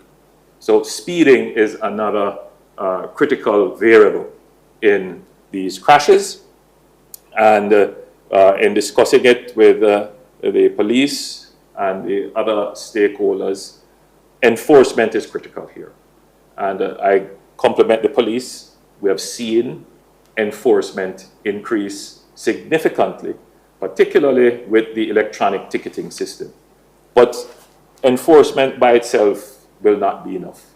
Drivers have to take responsibility for their own behavior.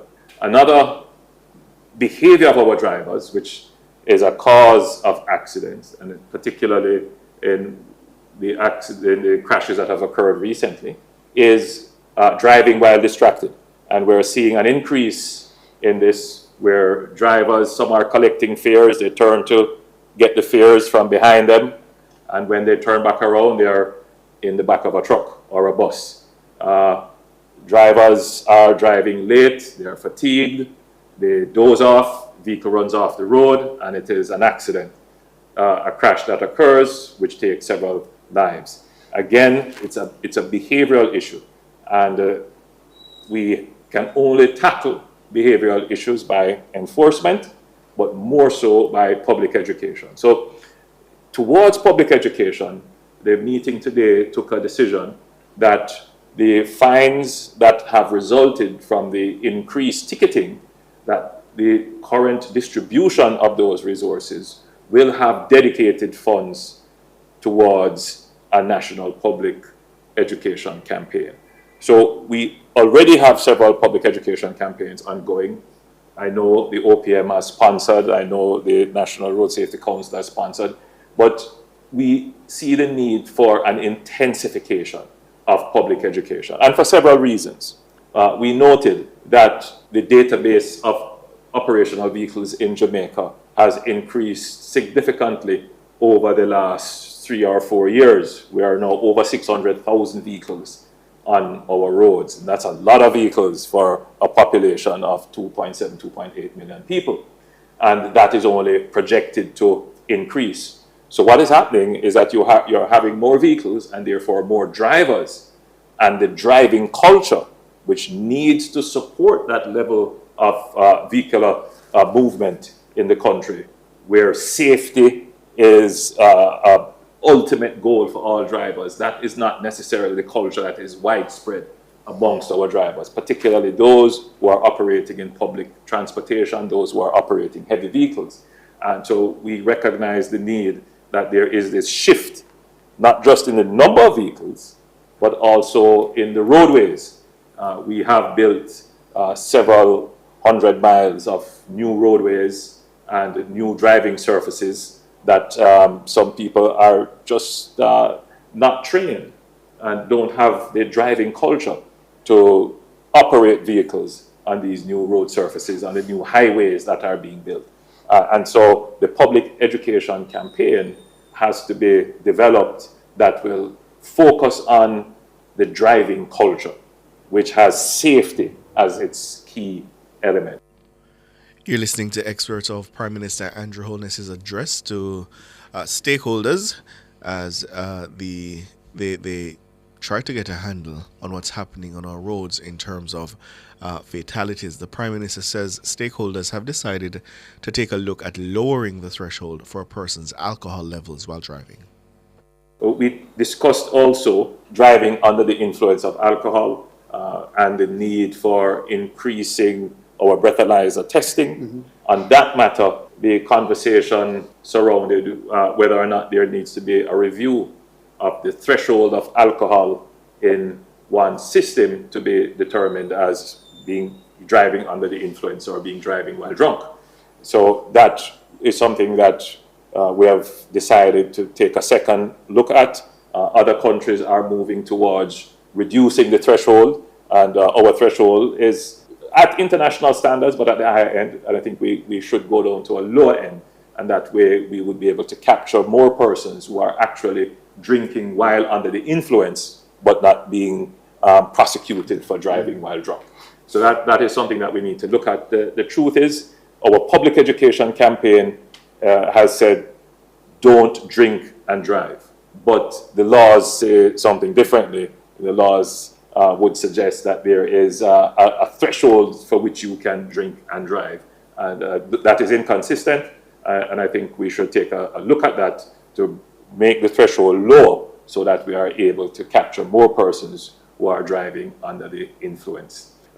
We reviewed the ticketing system, and I think the country would be pleased to know that Jamaica now has a very modern and effective ticketing system, which is not only good for traffic enforcement, but for all kinds of public order issues. And that system we expect to formally roll out in full operation in June. But the system now enables the effective suspension of license both through the court system and automatically through the accumulation of points. And I think that as that system is rolled out and it begins to take effect and people understand that their licenses are at risk in an automatic way almost, that will have some impact on driver behavior and driver discipline. Generally, we had a good meeting, and I believe that the efforts that we are making will have a positive impact on reducing the number of road fatalities. And as I close, I make the appeal to our drivers: slow down, drive within the limits, and keep focused on the roads. That is Prime Minister Andrew Holness. He was addressing a meeting of the National Road Safety Council, which he chairs. In the meantime, Transport Minister Darrell Vass says the current set public transport operators need to be retrained. So today was my first meeting as Minister with the National Road Safety Council, for which the Prime Minister chaired, and it was very informative in terms of getting to understand fully what is taking place in terms of the different government agencies and entities. One of the things that struck me today, which I discussed in detail, is the fact that enforcement has ramped up, and congratulations to the JCF in terms of the traffic enforcement, and of course by virtue of that, the tickets that are being issued. What I realize is that the pool of drivers that we have in the public transportation system needs to be recertified. They need to be retrained, and there has to be something to put in place for a certification. What I proposed at the meeting today, which I'll follow through, is the fact that no one should be able to go to the Island Traffic Authority and get a PPV driver's license or a general driver's license to carry public passengers without a certification from the Transport Authority. That is well advanced, and it's just a matter of implementation, which means that persons will be able to do an online course with an in-person part of it, which will give them the final certification. I believe if we do that, we'll be able to at least streamline the current set of drivers that we have in the public transportation sector, and of course make sure that those who are coming into the public transport sector are certified before. I think the big problem that we have now with the speeding and the indiscipline on the road is that some of these drivers are not properly qualified to be transporting commuters. There is other issues in relation to the new Road Traffic Act, which is far advanced implemented. There's still a little work to do, but we are following through to make sure that that is done in the shortest possible time. So just to say that I think that this Road Safety Council has the mandate, and I think that we are far advanced in terms of what we need to do to try and stem the senseless loss of life on our streets. Darrell Vaz there, the Transport Minister. In the meantime, the Vice Chairman of the NRSC, Dr. Lucian Jones, says we are now facing a national crisis. We have been talking about road safety for some time now, and it is a great privilege, and we welcome the fact that the Prime Minister called this meeting, that he has issued a mandate to the entire Council and all the agencies that work with the Council. We face a national crisis. Last year we lost 425 people. Tragically, precious lives were lost. We don't want to go back there. So the meeting was called in the context of trying to recover the lost momentum that we had at the beginning of the year when we were 20% down from last year. To look at it, to see how we can look at different measures that can be put in place. And the two ones that came to mind and were discussed extensively, one was enforcement, how we can increase enforcement. And secondly, to work along with enforcement is a matter of public education. ACP Mackenzie, head of traffic, has been making a point, and we endorse it, that what is causing these crashes are young men between age 18 and 29 making very poor decisions. And the question is, how can you change public behavior? We looked at the matter of the ticketing system. We looked at the breathalyzer project. We looked at using cameras to detect infractions and to issue tickets. And we looked at the whole matter of demerit points. And all four of these received great attention and detailed attention, and information about these things will be rolled out in due course. I just want to say that we are very pleased, as the Vice President of the National Road Safety Council, that we have had this meeting, and we are looking forward to an improved, better leader system. 30% internationally of those drivers who are involved in road crashes have been found to be driving under the influence of alcohol. We see no reason why this cannot be replicated in Jamaica. The levels that are currently being reported is too low. We need to ramp up the better leader system. The demerit point system is something which was in abeyance for a while. It's now going to be rolled out within the next 2 weeks, where people who have committed infractions and accumulated demerit points will automatically have their license suspended. This should be a big deterrent because everybody wants to have their license to drive. The use of cameras to enhance enforcement is something which is being used worldwide, and therefore we are welcoming all of these things and very proud and very pleased with the Prime Minister directing traffic, pun unintended, on this matter. That's Dr. Lucian Jones. He's the Vice Chairman of the NRSC. Meanwhile, Pan American Health Organization, World Health Organization representative to Jamaica, Ian Stein, says he will be working with the local authorities to establish safer road practices. From the perspective of PAHO WHO, we are very mindful that in the region of the Americas, road traffic injuries, road traffic accidents is typically the number one source of death for persons between 18 and 29. And so we're very encouraged when we come here and have these kinds of conversations with the senior colleagues here in government and with the Road Traffic National Road Safety Council as well, to see the progress that's being made to address drinking and driving, and safe speed, as well as safe use of motorcycles, in particular the use of helmets on motorcycles as well. We know that there are challenges here in Jamaica. We know that each death is a tragedy for the families from where the people are dying. However, we also know that there are well-established strategies to overcome these challenges. And we look forward to working with government as well as with Dr. Jones in moving forward these safe practices. Ian Stein there, PAHO representative to Jamaica. And you know, Siobhan, one of the things I think would assist is if we start having some of the influential voices in the society, those who influence the behavior of the age cohort that you heard Dr. Lucian Jones speaking to. If they could start to influence positive messages, because there's a thing, I don't know if you've heard it, Siobhan, about skating on the toll. Have you heard of that? No, that's news to me. Yeah. So that's a new slang, the new fad, skating on the toll, which essentially means speeding. Yeah. Yeah? And that's what's taking root. That's what has taken hold among that age demographic. And I think that's part of the problem, that there's so many negative influences that are reinforcing bad habits in our young people. I think the Prime Minister said it yesterday. He said that he's competing with these negative influences for essentially the eyes and ears of the public, and frankly, he admits they're losing in some respects, and they have to wheel and come again, pun intended. Yeah. We'll take the break, come back with more.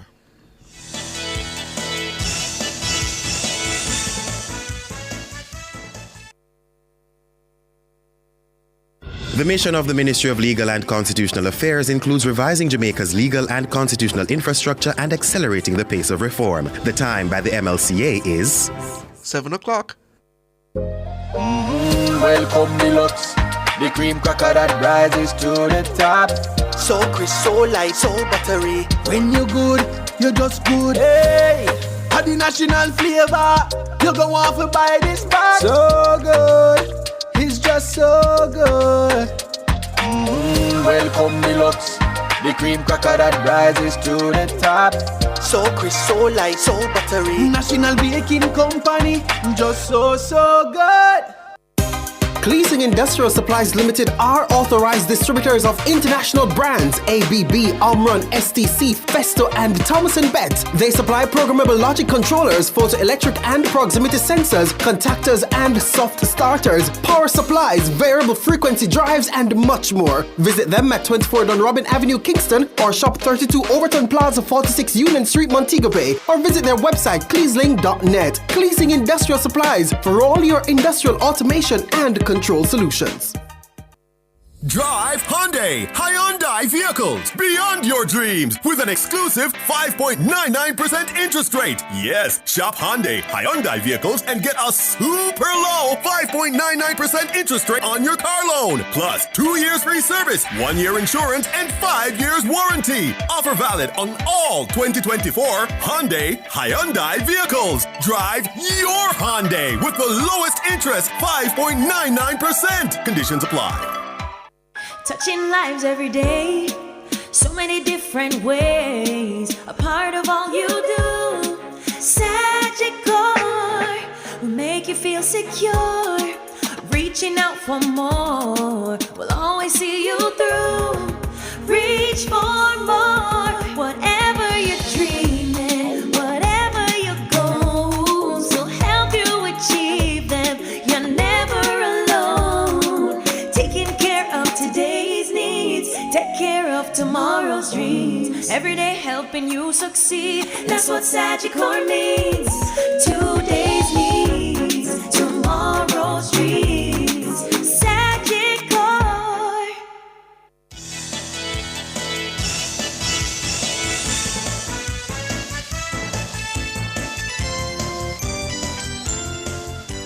Welcome back. We're into the third and final hour, and we're going overseas to the United States, where President Joe Biden has asserted executive privilege over audio recordings of his unflattering interview with Special Counsel Robert Hur.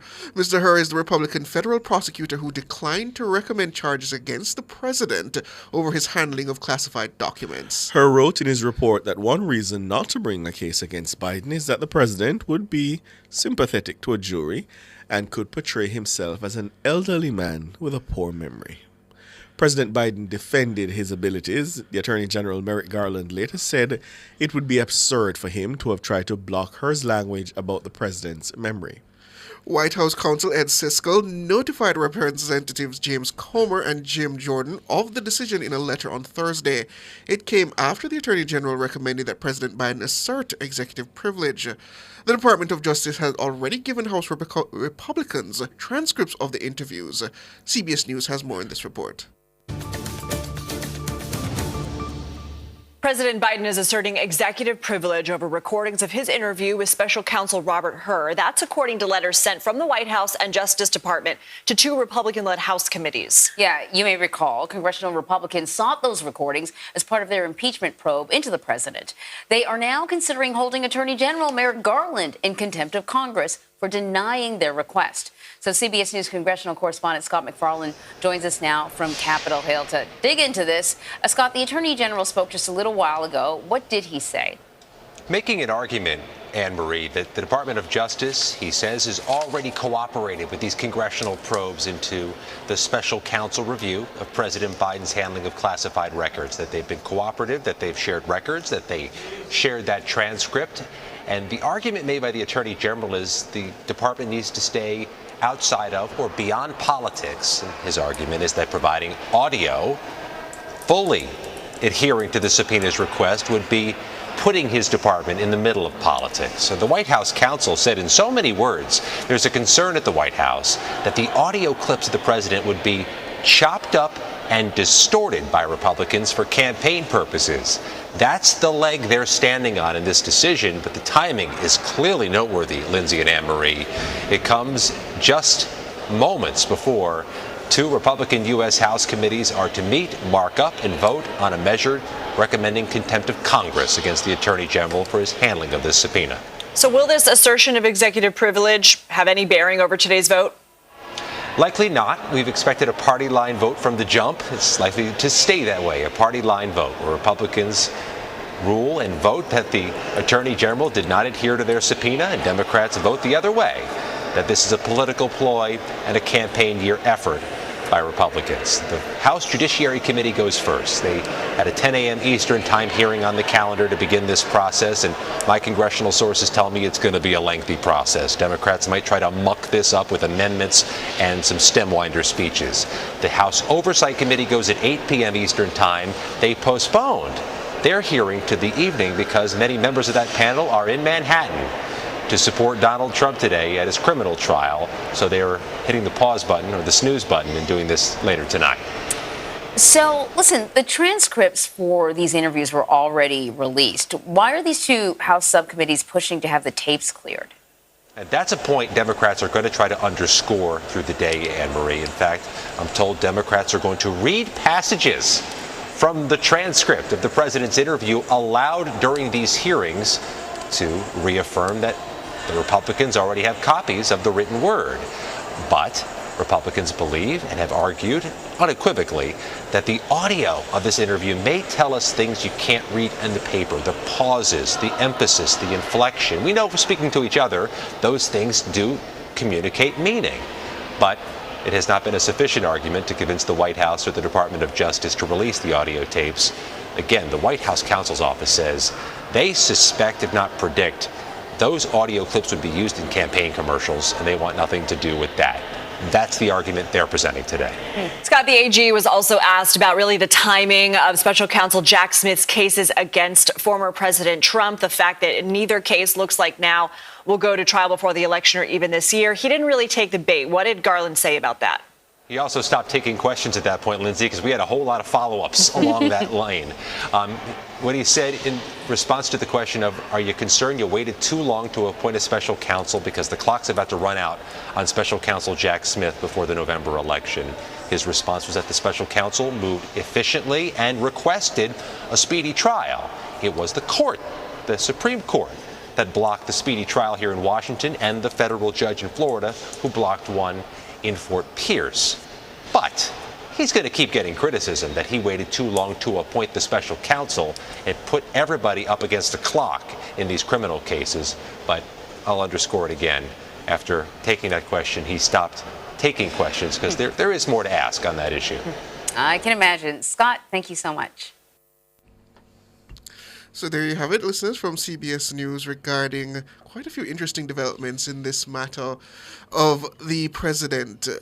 It's interesting, they say that there's some things that you just can't capture in print. Right. And I can imagine that the president was not pleased with his own performance during those interviews, and he probably, rightfully so, is concerned that Republicans will use it as a tool to attack him, considering concerns have already been raised about his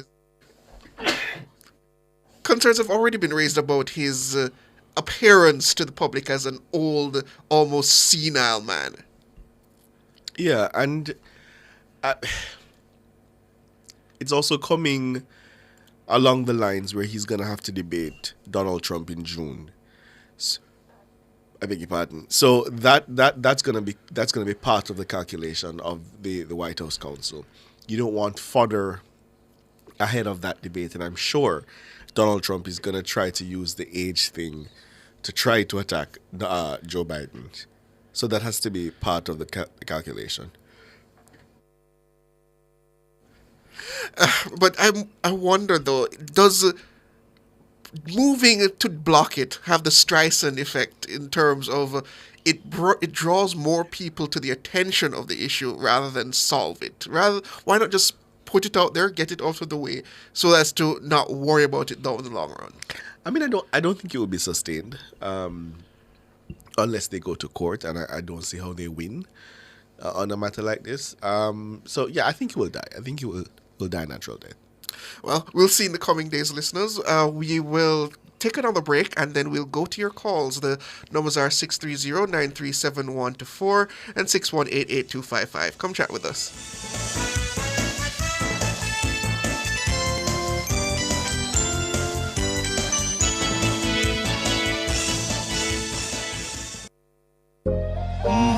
Welcome deluxe, the cream cracker that rises to the top. So crisp, so light, so buttery. When you're good, you're just good. Hey, had the national flavor. You go want to buy this back. So good. is just so good. Welcome deluxe, the cream cracker that rises to the top. So crisp, so light, so buttery. National Baking Company, just so good. We are the best at what we do. At Hose Assembly and Supply Limited, we supply hose fittings and tools. We guarantee we can't be beaten when price and quality are combined. You brand us the Hose and Tool Boss because we deliver the most effective industrial solutions. Come in and experience the joy of shopping with Hose Assembly and Supply Limited. Call us 876-923-3936 or visit 173 Hagley Park Road, 2 Charlesworth Crescent or Montego Bay Trade Center. Hose Assembly and Supply Limited. More than just hoses. Now open every Sunday.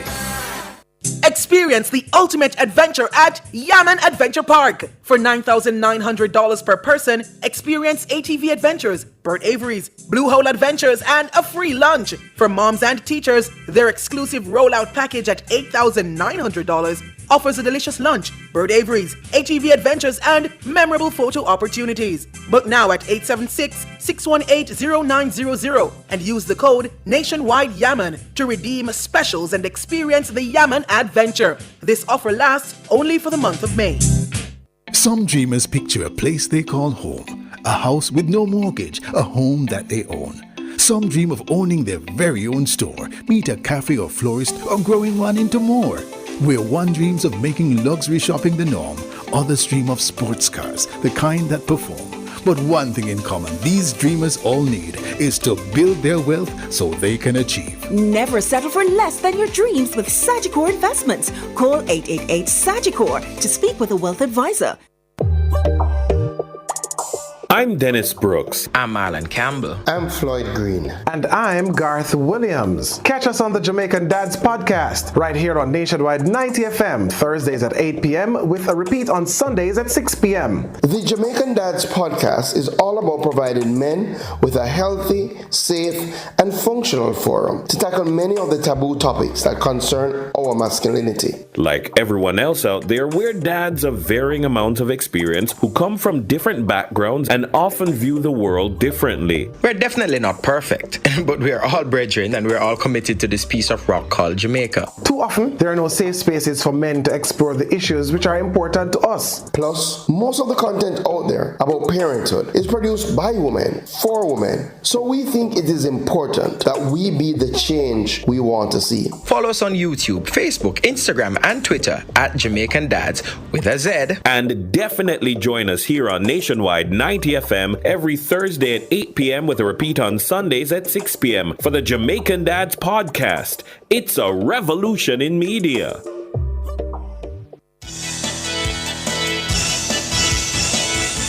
$7:14 and we're taking your calls. Again, the numbers are 630-937-124 and 618-8255. Gary, you're on the line. Hey, Ricardo, Siobhan, big up. Evening. How are you doing? What? So Ricardo, so Yes. Cliff always said them do the heavy lifting that the easy show. That's why they put you up on the show, you know. Oh gosh, tell me something though. All right, I want to ask this question. Suppose I was a member of the Jamaica Labour Party. I ran on a Jamaica Labour Party ticket and I lost. Then I got appointed to the Senate by the leader of the Jamaica Labour Party. What kind of senator I would be? What do you mean? Hello? What do you mean when you say what kind of senator? Yeah, I'm saying, what would be my antecedent? What kind of senator? Would I be a opposition senator or would I be a JLP senator or a PNP senator? You'd be officially a senator under the recommendation of the government. Right. So, I don't understand. How is that going to keep on referring to Trevor Monroe as an independent senator? He was appointed. He was appointed as an independent senator by Edward Siaga. It was correct. I think it was Patterson. Huh? I think it was Patterson who appointed him. Exactly. Was E.J. Patterson appointed him? So you don't consider that an independent? He couldn't be independent if the man, No, was a member of the party.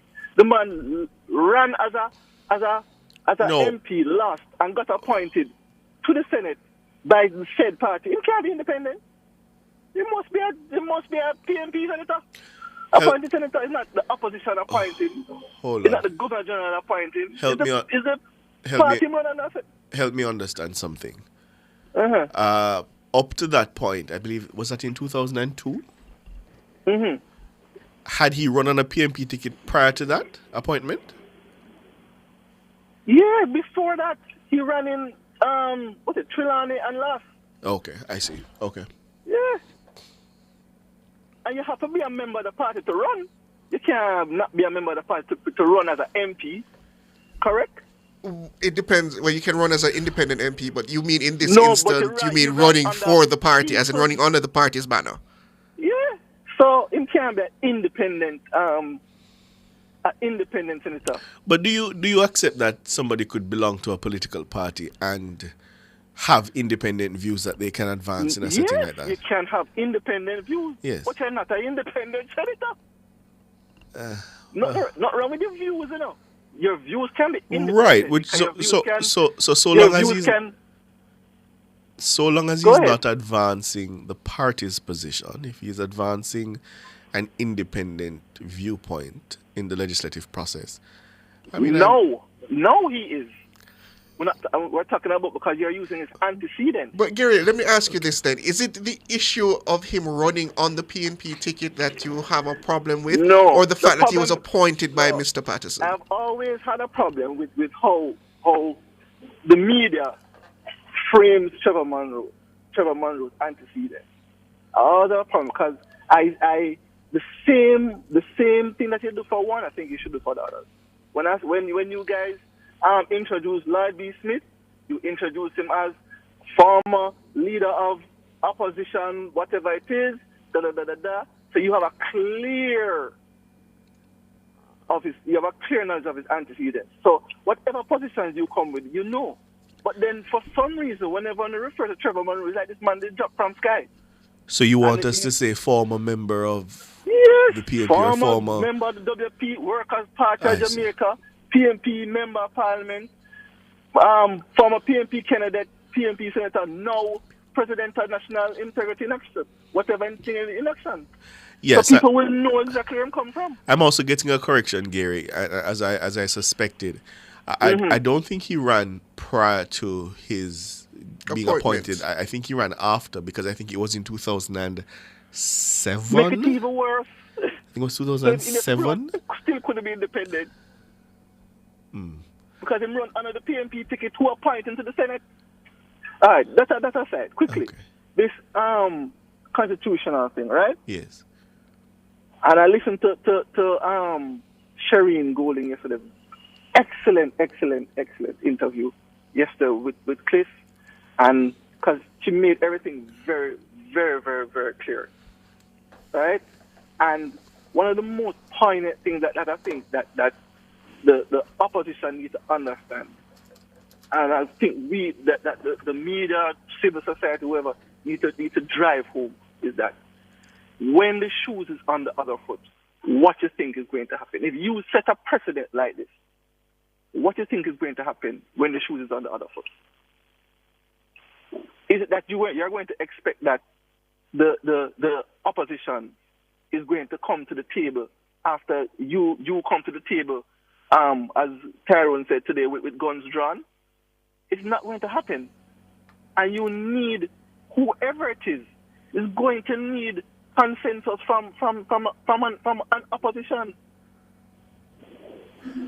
So you can't take this high-handed approach. It's just just wiping this whole thing, throwing this thing down the drain. It will never happen. You get what I'm saying? I get what you're saying, listener, and I agree to you up to a point that coming in with heels dug in on either side does not help the constitutional process, because there has to be a compromise if this thing is to go forward. Otherwise, we're going to be waiting, another 8-10 years down the line before we even try to tackle this issue again? Yeah, but remember, it's as Cliff would say, it's political season. However, 5-year cycle, right? So all the next opposition person needs to do is just wait until the next cycle, then you say, okay, well, we not agree with this point, so we're not going to do this. And it keeps going on and on and on. And who is going to hold who accountable? We're going to hold the next person accountable and say, well, you can't do it when the other person did it. I mean, the ultimate question to Mr. Golding is the matter of the CCJ so fundamental to him that he is willing to stay with the British monarchy indefinitely? I think that ultimately becomes the question at this point. And to be honest, I don't think Jamaicans, I heard everybody say, I think it needs to go to a referendum. Let the people decide what is it that they want. Right? That's where my stance is. Let the people decide where what they want. And that's something I wanted to put to you, Ricardo. You have more knowledge on this matter in terms of the Constitution to me. Can we have a binding referendum, or are all referendums essentially on this matter have to be non-binding? I mean, certainly the referendum on the removal of the monarchy is binding. Yes. But as it relates to the CCJ, there is no constitutional stipulation that the final court has to go to a referendum. So I understood the Prime Minister to be saying that he would want an indicative referendum to get a sense of where the people are. But I don't think there's anything stopping them from having whatever the result or the outcome being binding. Precisely. So I understand Mr. Golding saying that no referendum had on this matter would be binding because the process would still take place in the Houses of Parliament. Right. But I believe a referendum would give you the clear consensus as to what the people of Jamaica want. So I take that point, that, I suppose it's good to get the viewpoint of the people. But what is it about the CCJ that is considered so contentious that the people have to decide? Because people just have a thing is that, as I heard this joke the other day where the man said, man half a tree and do a poll, and the man say, are Jamaicans distrustful? Everybody say yes. But then when you ask the person, are you trustworthy? Them say the opposite. You understand? Yeah, but can we interrogate that trust thing a little bit But more? we don't. Thing is that we automatically have to. We inherently, inherently always think the worst.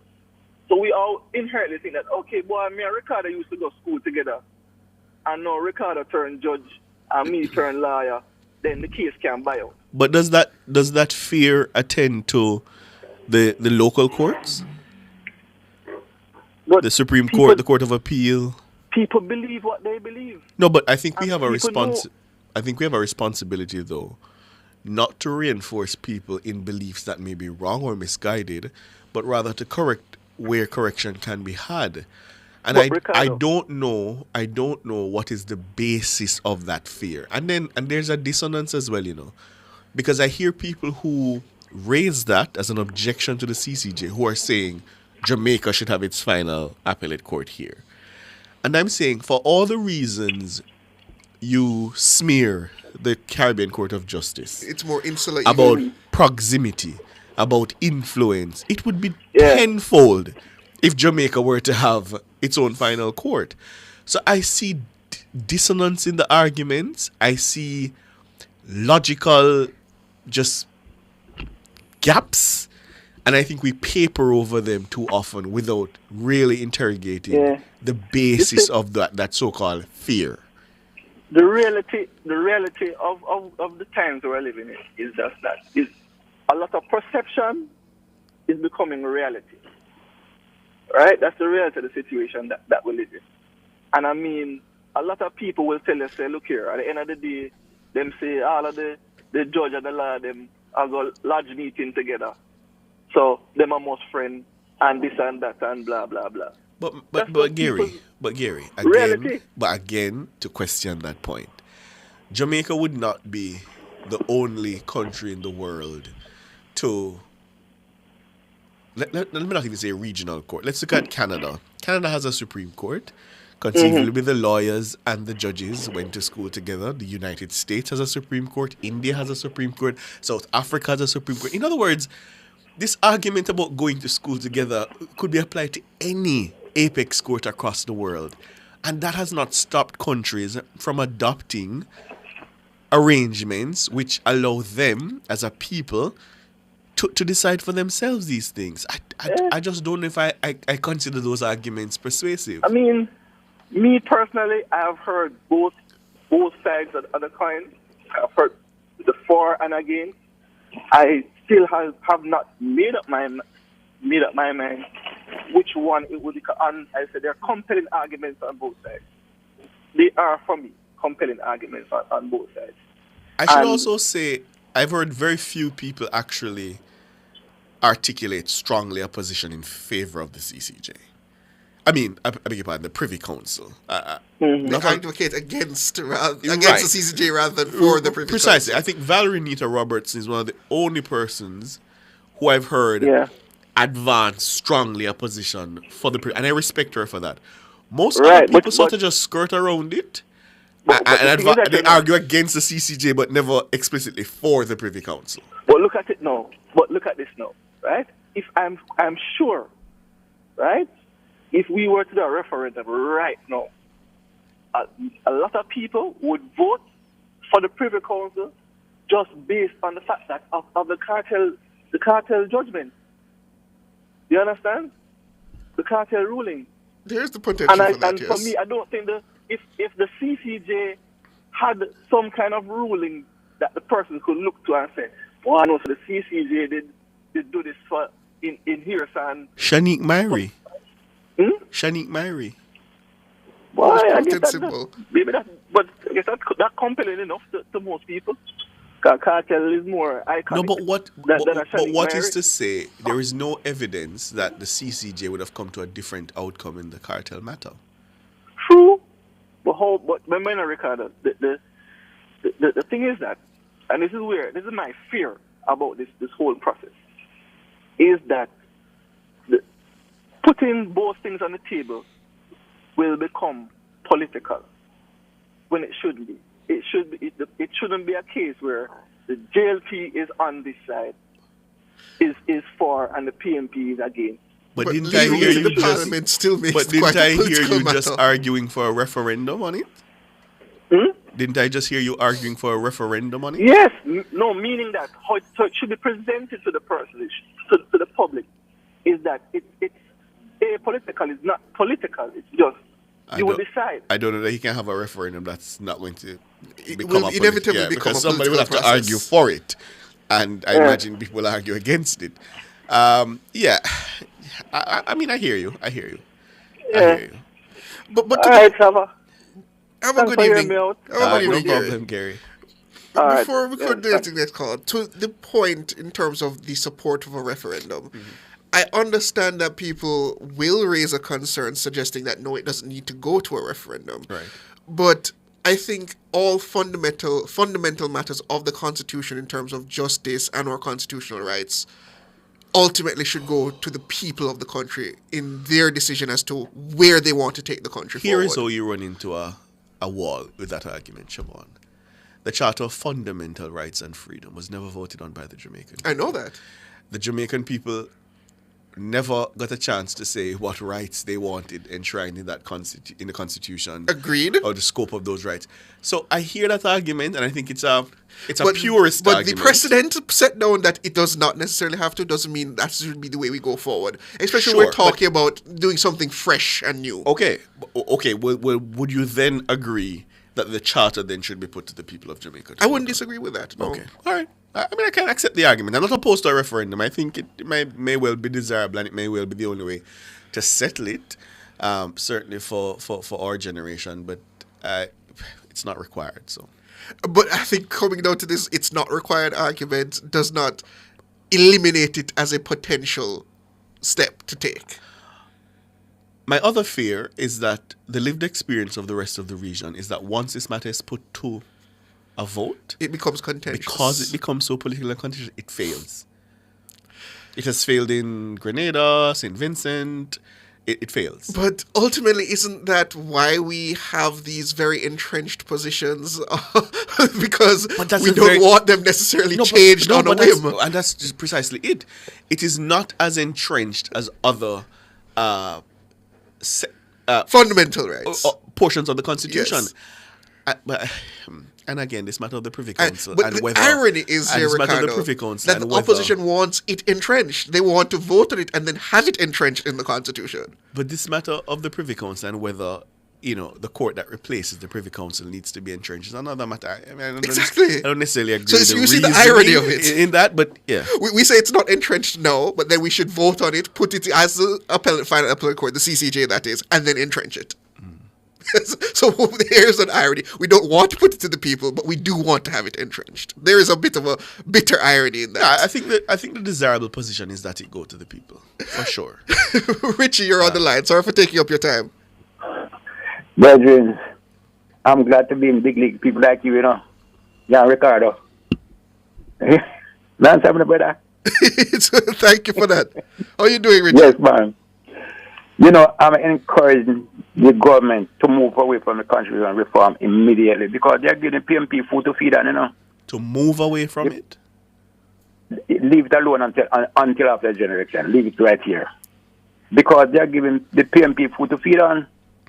The PMP have no good plan for the country. They have nothing good to campaign, and so when they get this, they get an opportunity to do something which is not helping the country. So move away from it until after the election.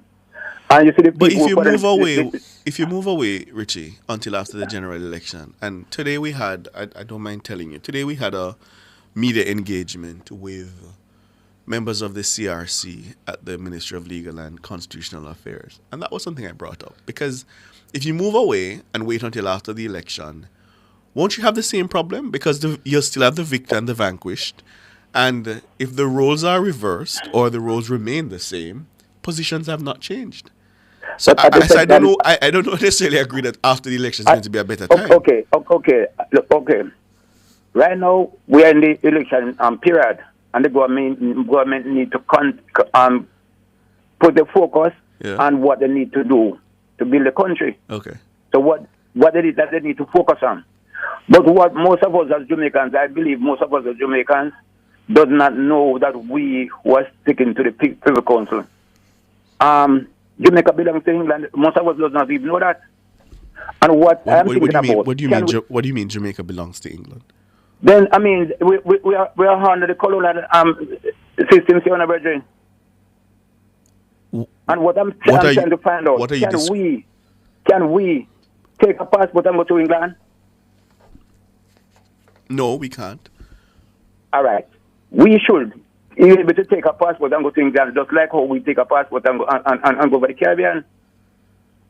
And if we can't do that, that is obvious that the colonial system we are under is very, very strongly, very, very bright. I think when we were under the colonial system, we could take our passport. We could go there without the need for a visa at that time. We could go there when? Under the colonial system. That was actually the case. You could go. That's when you could go there without a visa. We could go there, but how about now? No, it doesn't. No, not now. Not now. No. But at this time, I believe we should be able to go there now. Okay. Because we are under the rule. I don't like how you're framing that, under their rule. No, we are a sovereign country. We're not under their rule. To me, they said we get independence. Yes. 1962. Yes. But brethren, I tell Tyrone today again, you see, and I'm going to repeat it. I have a lot of relatives, children. Yes. My biggest part of my family is overseas, England, Canada, and things there. And those countries, you talk about racism, they are there. And other people talk about racism. So they say we're free, but I don't see we're free. The chain is off. They take the chain off our feet. But it is widely seen over those countries in racism. White people are still leading us and misleading us, doing almost everything that is bad. I want to tell you something, about that left Jamaica when she was a little girl. Go to high school, go to university, very, very young, and work for a company. And when she was about 15 years working to the company, the man who was the manager for the company told them to give her the job to be the manager for the company. You know? Then give a white lady the job over it, and she had to do the white lady I'm working on, and she get the pay. The time come again for she to get it. You know what they do? put a half Chinese lady over and she have to do the half Chinese lady work. You know what she do? She go on 1 year leave. And the fire without pay. But what's the relationship between the original point you started to make about the constitutional reform process? What? The point you started to make was that you said the government should walk away from the constitutional reform process. No, for now. Okay. Just leave it alone now. All right. For now. Because they are giving the PMP food to feed on because the PMP have no good plan for the country. So leave it alone and make them tell us the plan what they have for the country. So this is encouraging to the PMP. That's the point I'm making. All right, Richie. Okay. Yeah, man. Donovan is asking on YouTube, why did the UK require Jamaicans to get visa? I recall reading a report from the Home Office. I think it was under the Blair government. And part of the reasoning, Donovan, was that we were flagged as a country that was... How do I put this delicately? Sometimes you can't put something delicately. Exporting criminality. Yes, that's the most delicate way to put it. I saw another comment in the chat about Trinidad and Tobago, which has a president and is a republic and retains the Privy Council. And I've always found that argument interesting as an argument against the CCJ. Because one, the fact that Trinidad and Tobago has chosen to adopt a logical inconsistency is no reason for Jamaica to do the same. He's so bound. There is no reason for it. And in just the same way, Jamaica has political divisions about the CCJ. It's the same thing that happens, it obtains in Trinidad. The opposition, Prasad Besesa and her, what are they called? UPP? Is that their name? The opposition party. They are, well, by all she said, they seem comfortable with the arrangements as they are now. And the PNM, which is governing now, seems in favor of the CCJ. So they have the same sort of divisions in their society. But I don't think the fact that they have that arrangement is enough justification. We're not guided by the rest of the Caribbean. We do... The UNC. Thank you, Dana. We lead. We're not guided by the rest of the Caribbean. Jamaica is seen as a country that leads. Yeah. And I suppose this matter will always be contentious. And the only way to break such a contentious matter, I think, ultimately, is a plebiscite vote, a referendum. Call it non-binding, call it indicative. Yeah. But you need the wide cross-section of the Jamaican people to say, we want this one way or the other. I don't think there's any way beyond that. Yeah, I'd be satisfied with that, which is why I was disheartened to hear Mr. Golding say that he wouldn't support the referendum. Because I think that is where the greatest compromise could actually be had. If the government says, okay, fine, you want this matter of the CCJ, we'll go halfway with you. We'll put it to the people of Jamaica, and if the people of Jamaica accept it, then we will go that route. I think that's the most room I see for compromise. I was a little bit disheartened to hear him say that his red line also rules out a referendum. Cleveland, good evening. Yes, good evening, Mr. Ricardo and Siobhan. Evening, Cleveland.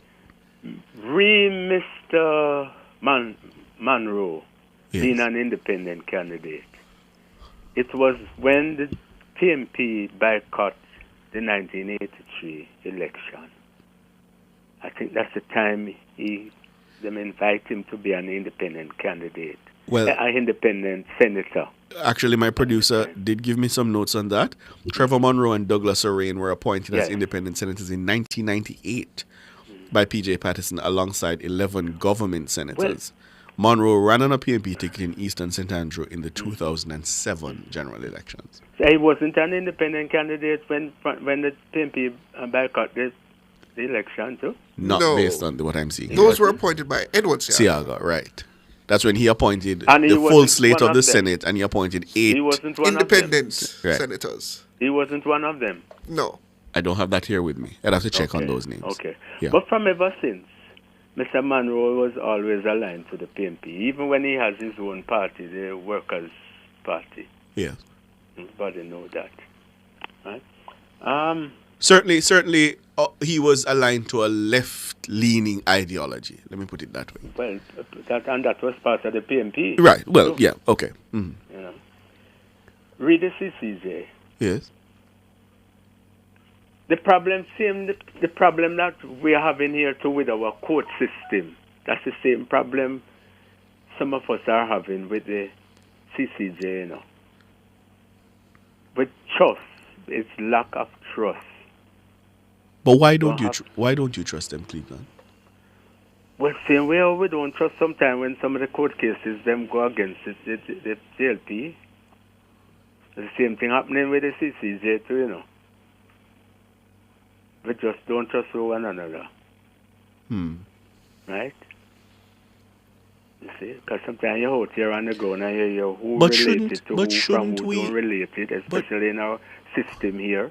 But Cleveland, isn't that an indictment on us as a people if we can't trust our own capacity and our own institutions to deliver justice for us? Yes, it is. It makes me more than a little uncomfortable. When the JLP take a chance and appoint people in position, the PMP will not do that. But again, on the matter of the CCJ, the PMP wouldn't appoint the judges of the CCJ. We don't matter about that. I don't think we matter about that, whether they appoint them. But Cleveland, we have to matter because we have to approach it. Something there that, you know. You Cleveland, are you aware of how judges are currently appointed in Jamaica? If we know how they're appointed? Yes. Well, they appoint them according to seniority in the system. And yet we could point out that most of them are PMP people. No, Cleveland, no. No, I'm just telling you what's the reality out there. True, but it's not true, Cleveland. I'm not the telling judges, you the true, judges you know. in Jamaica. I'm not saying that is true. The judges in Jamaica are appointed by the Judicial Service Commission. Yes. Yeah. Yes. And do you know who appoints the Judicial Services Commission? Well, it's supposed to be the government, but as I say... Absolutely. The Governor General acting on the advice of the Prime Minister. But as I say, trust me, it's not something I encourage, you know, because I know a lot of people in the JLP. So mainly the activist people want them. They'll point finger and say that one shouldn't be in that position and that one shouldn't be there and so on. You see? And sometimes I'll say, boy, you know, the JLP is not somebody who victimizes people. Because I believe some places the JLP put people, it's PMP people they put in there. But again, but I hear you. I hear you on the fear about, you know, partisans becoming enmeshed in the process and trying to derail it. Yes. But the way the CCJ judges are appointed gives them a level of insulation and independence, you know. Well, I know so, but we can convince most of our people with that here. Well, I would hope people like you, when you have the facts, you'll try to disseminate the facts. Well, sometimes, you know, Ricardo, I have some doubts, you know, still, you know, with it, you know. It's the truth. That I even come to the conclusion that not even from the church. You can't even choose nobody from the church. I don't want anybody to think that I'm downplaying the issue of trust. I understand.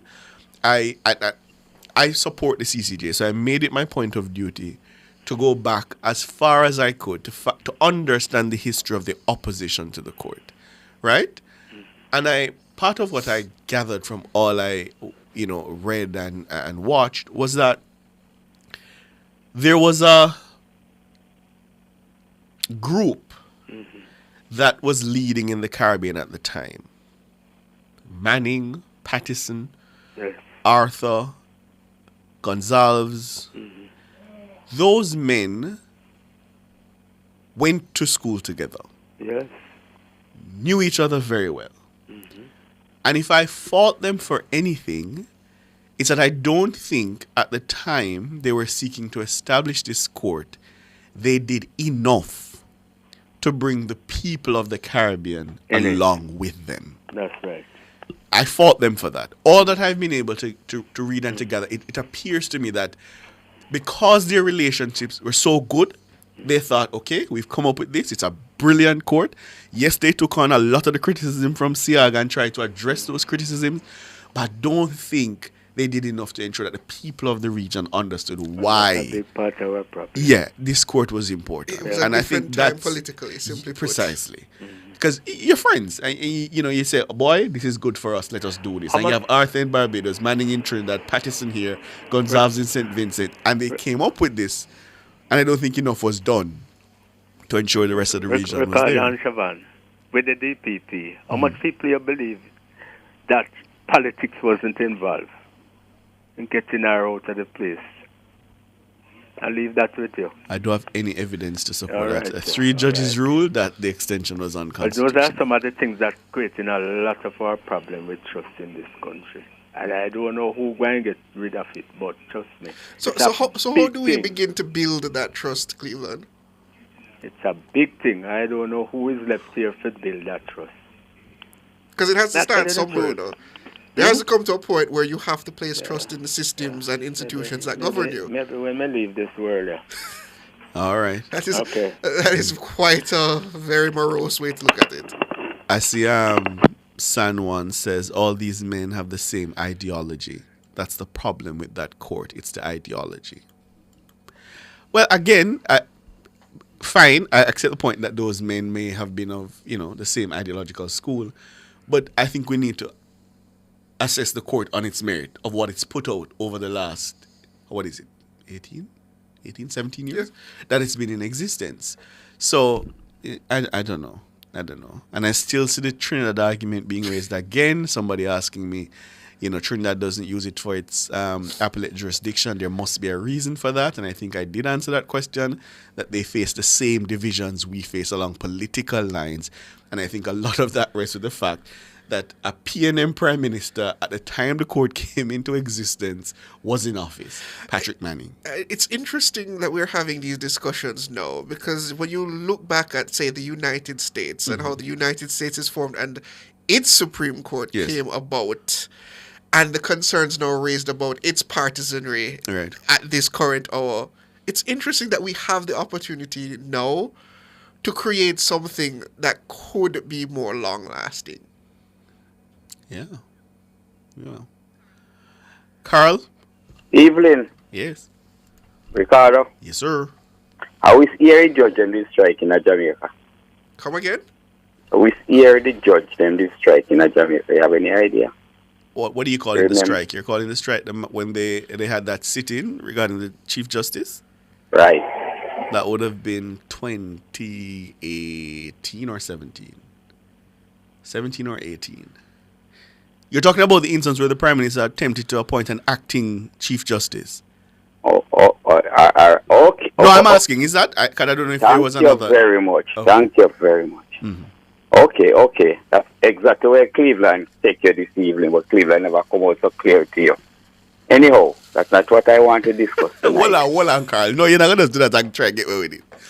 But was that sitting, which I disagreed with as a fundamental matter, I think it was, let me just be clear. I thought that was completely out of order. Hold on. I thought it was completely out of order, as I thought was the declaration they issued. I thought that was also out of order. But, be that as it may, I think because them are PMP judges, which is what you're trying to imply. Nah, go down there so Okay. Well, here we part me, I go with you tonight. All right. Would you like to be in a country where Mark Golding friending, including Mr. Radigan, and the next one, sit inside your parliament, make a law? I am. Hold on there, Ricardo. Hold on. I want full man to talk to you, no, man. No, man, you're not fool at all. You have sense. Would you like to sit inside a parliament where Mr. Radigan and in Tapanaris them come down if he should have win an election in Jamaica and sit inside your parliament, and when something no suit in Tapanaris them, in Tapanaris say, yeah, well, I don't like you so no more now. And in Tapanaris them fly out and left the law to hamper us in your country. I am opposed. I heard Golding said that is not a part of the PMP. So who is Golding? He says he has a personal view on it. Well, here a question me ask you. Mm-hmm. Golding said that is not an idea of the PMP. Yes. Who is Golding? He's the leader of the People's National Party. No, the personal No, view. you got your moment now. Go work, Carl. Because I mean, I don't know if I agree, Siobhan, That he's allowed a personal that he's view. allowed to articulate a personal view that's divorced from the organization he leads. I have a little difficulty when leaders try to divvy themselves up that way. So I take Carl's point, but whoever this view comes from, the PMP as a party or Mark Golding as an individual, it's the wrong view.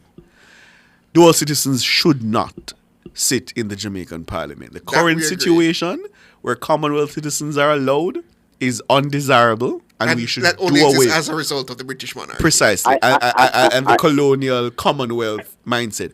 We should do away with it completely. So, Mr. Ricardo, Golding, if it's his position, he's wrong, and if it's the PMP's position, they are wrong. Ricardo, you know why the thing is so messy from this man? Is what them did to Darrell Falls. They did to Shaheen Robinson. They want to use the back door of the court to remain as government in Jamaica. And that type of disrespect now to the Jamaica people for the person who will lead the opposition to even come now and even could I even think about that. It's to show you the moral of this man.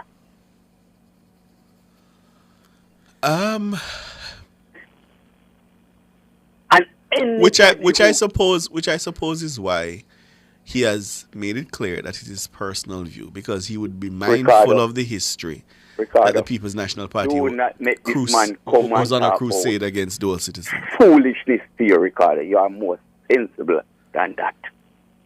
We remember what happened in that election. That's all Mrs. Webster have left them. Yeah, I remember. And But you're saying that because of the PMP's history on this matter, he shouldn't have a he person. should even think about that, Ricardo. I see. Okay. That should have never even think about. But what if someone had put the question to him, regardless of the constitutional reform process? Because it was and inevitably did come up as part of the constitutional reform Yeah, process. because they have recommended that the dual citizen allowance be done away with. And you know, Ricardo, it is twice now, no, since those people, this is like a third time now, since these people have taken the people them to court. You remember what happened to Sugar Dolly in St. Mary's? Sugar Shane? Shane Alexis, you mean? And then and the JLP waited when he nominated first for them ball, which was an excellent idea. And he go back again, and Peter Philip went and put in Norman Horn again, which was a dual citizen. And this man is telling you again that he want dual citizen to lead you in your country. That's a dangerous man. I don't necessarily agree with that, Carl, but all right. Let me tell you something. This man is, you know what, I'm going to leave this video. I don't know if you know one man down at St. Elizabeth. My name again, one former councillor. Say it's hard to pack Mark Golding, Dayton Campbell, Angela Burke to sell to nobody in Jamaica. Whereas William Fisher did say that. And this eve today, I went and I looked for it. I went back to my archive and I listened it careful. And when you look on the flip-flop of this man, nothing that this man said, you can't believe him. If he tell you, say, Belmont Road, when we go, a green, go look for yourself. All right, Carl. Look for yourself. Because it could be orange or blue. All right, Carl. Joseph, good evening. Yeah, good evening. You guys, you never end a call, man. It's like you always allow the caller to talk until him finish. Anyway, no, I don't agree that it's illogical to retain a privy council. Okay. You know, Canada, for instance, it has its highest court, but it still has the British sovereign as its head of state. Now, that may be illogical, but I think once you've repatriated the ultimate symbol of your sovereignty, then all other decisions are subsidiary. All right, but here's the funny thing about that. I actually find that to be more logical than the reverse. Here is why. The monarch, for most intents and purposes, It's ceremonial. is ceremonial. The functions are exercised in Canada by a local-born Canadian. In Jamaica, his powers are exercised by a local-born Jamaican. The matter of the court, though, is far more fundamental to my mind than the head of state, because the court makes decisions about all our lives in a very direct way. As in the concept of justice, what is just, the meaning of our laws, those are the things the court decides, you know. The Governor General's decisions Our rubber stamp, essentially. I don't know, put it like that, but they don't affect our lives in that very direct way, because Governor General appoints the Prime Minister. Sure, he has other important executive functions, but those functions are almost entirely exercised on the advice of the Prime Minister and our elected representatives. Not so for the court. These people are unelected. We don't know how they're appointed. We don't know what they believe. We can't remove them. We don't have any control over their discipline. We have no control over the Privy Council at all. And those people make decisions about life and death, about the scope of our rights or freedoms. That I think is more fundamental. So I'm more satisfied with the Canadian. I'm more comfortable keeping the king and ditching the Privy Council, actually. All right. Oh, and Trevor Monroe, well, he was once an independent senator. Yes. And then he became a PNP senator. He was, as you said, in 1998, he was an independent senator. Then he was reappointed in 2003 as a PNP senator. I remember once they were voting on something when he was a PNP senator, and before he voted, he gave the reasons why it's best to vote for the bill. Mm-hmm. But then he voted against the bill because that was the PNP's position.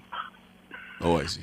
No, Rupert Francis last week, he said that he didn't need to protest back when the PNP was in office because the PNP took his suggestions.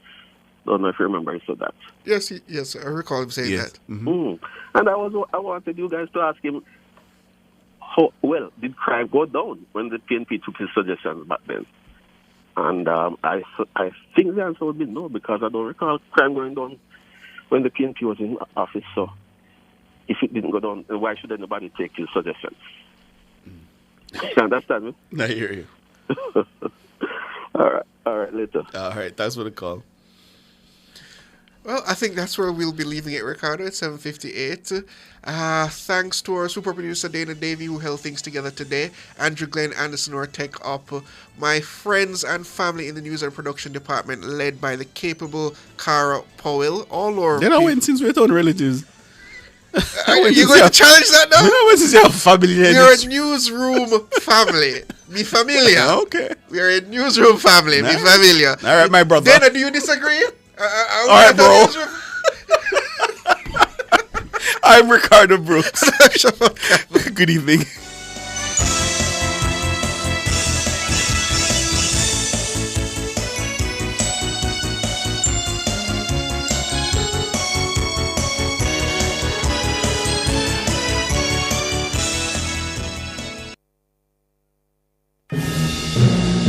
Nationwide 90 FM is at it again. Team Revolution will clear every hurdle.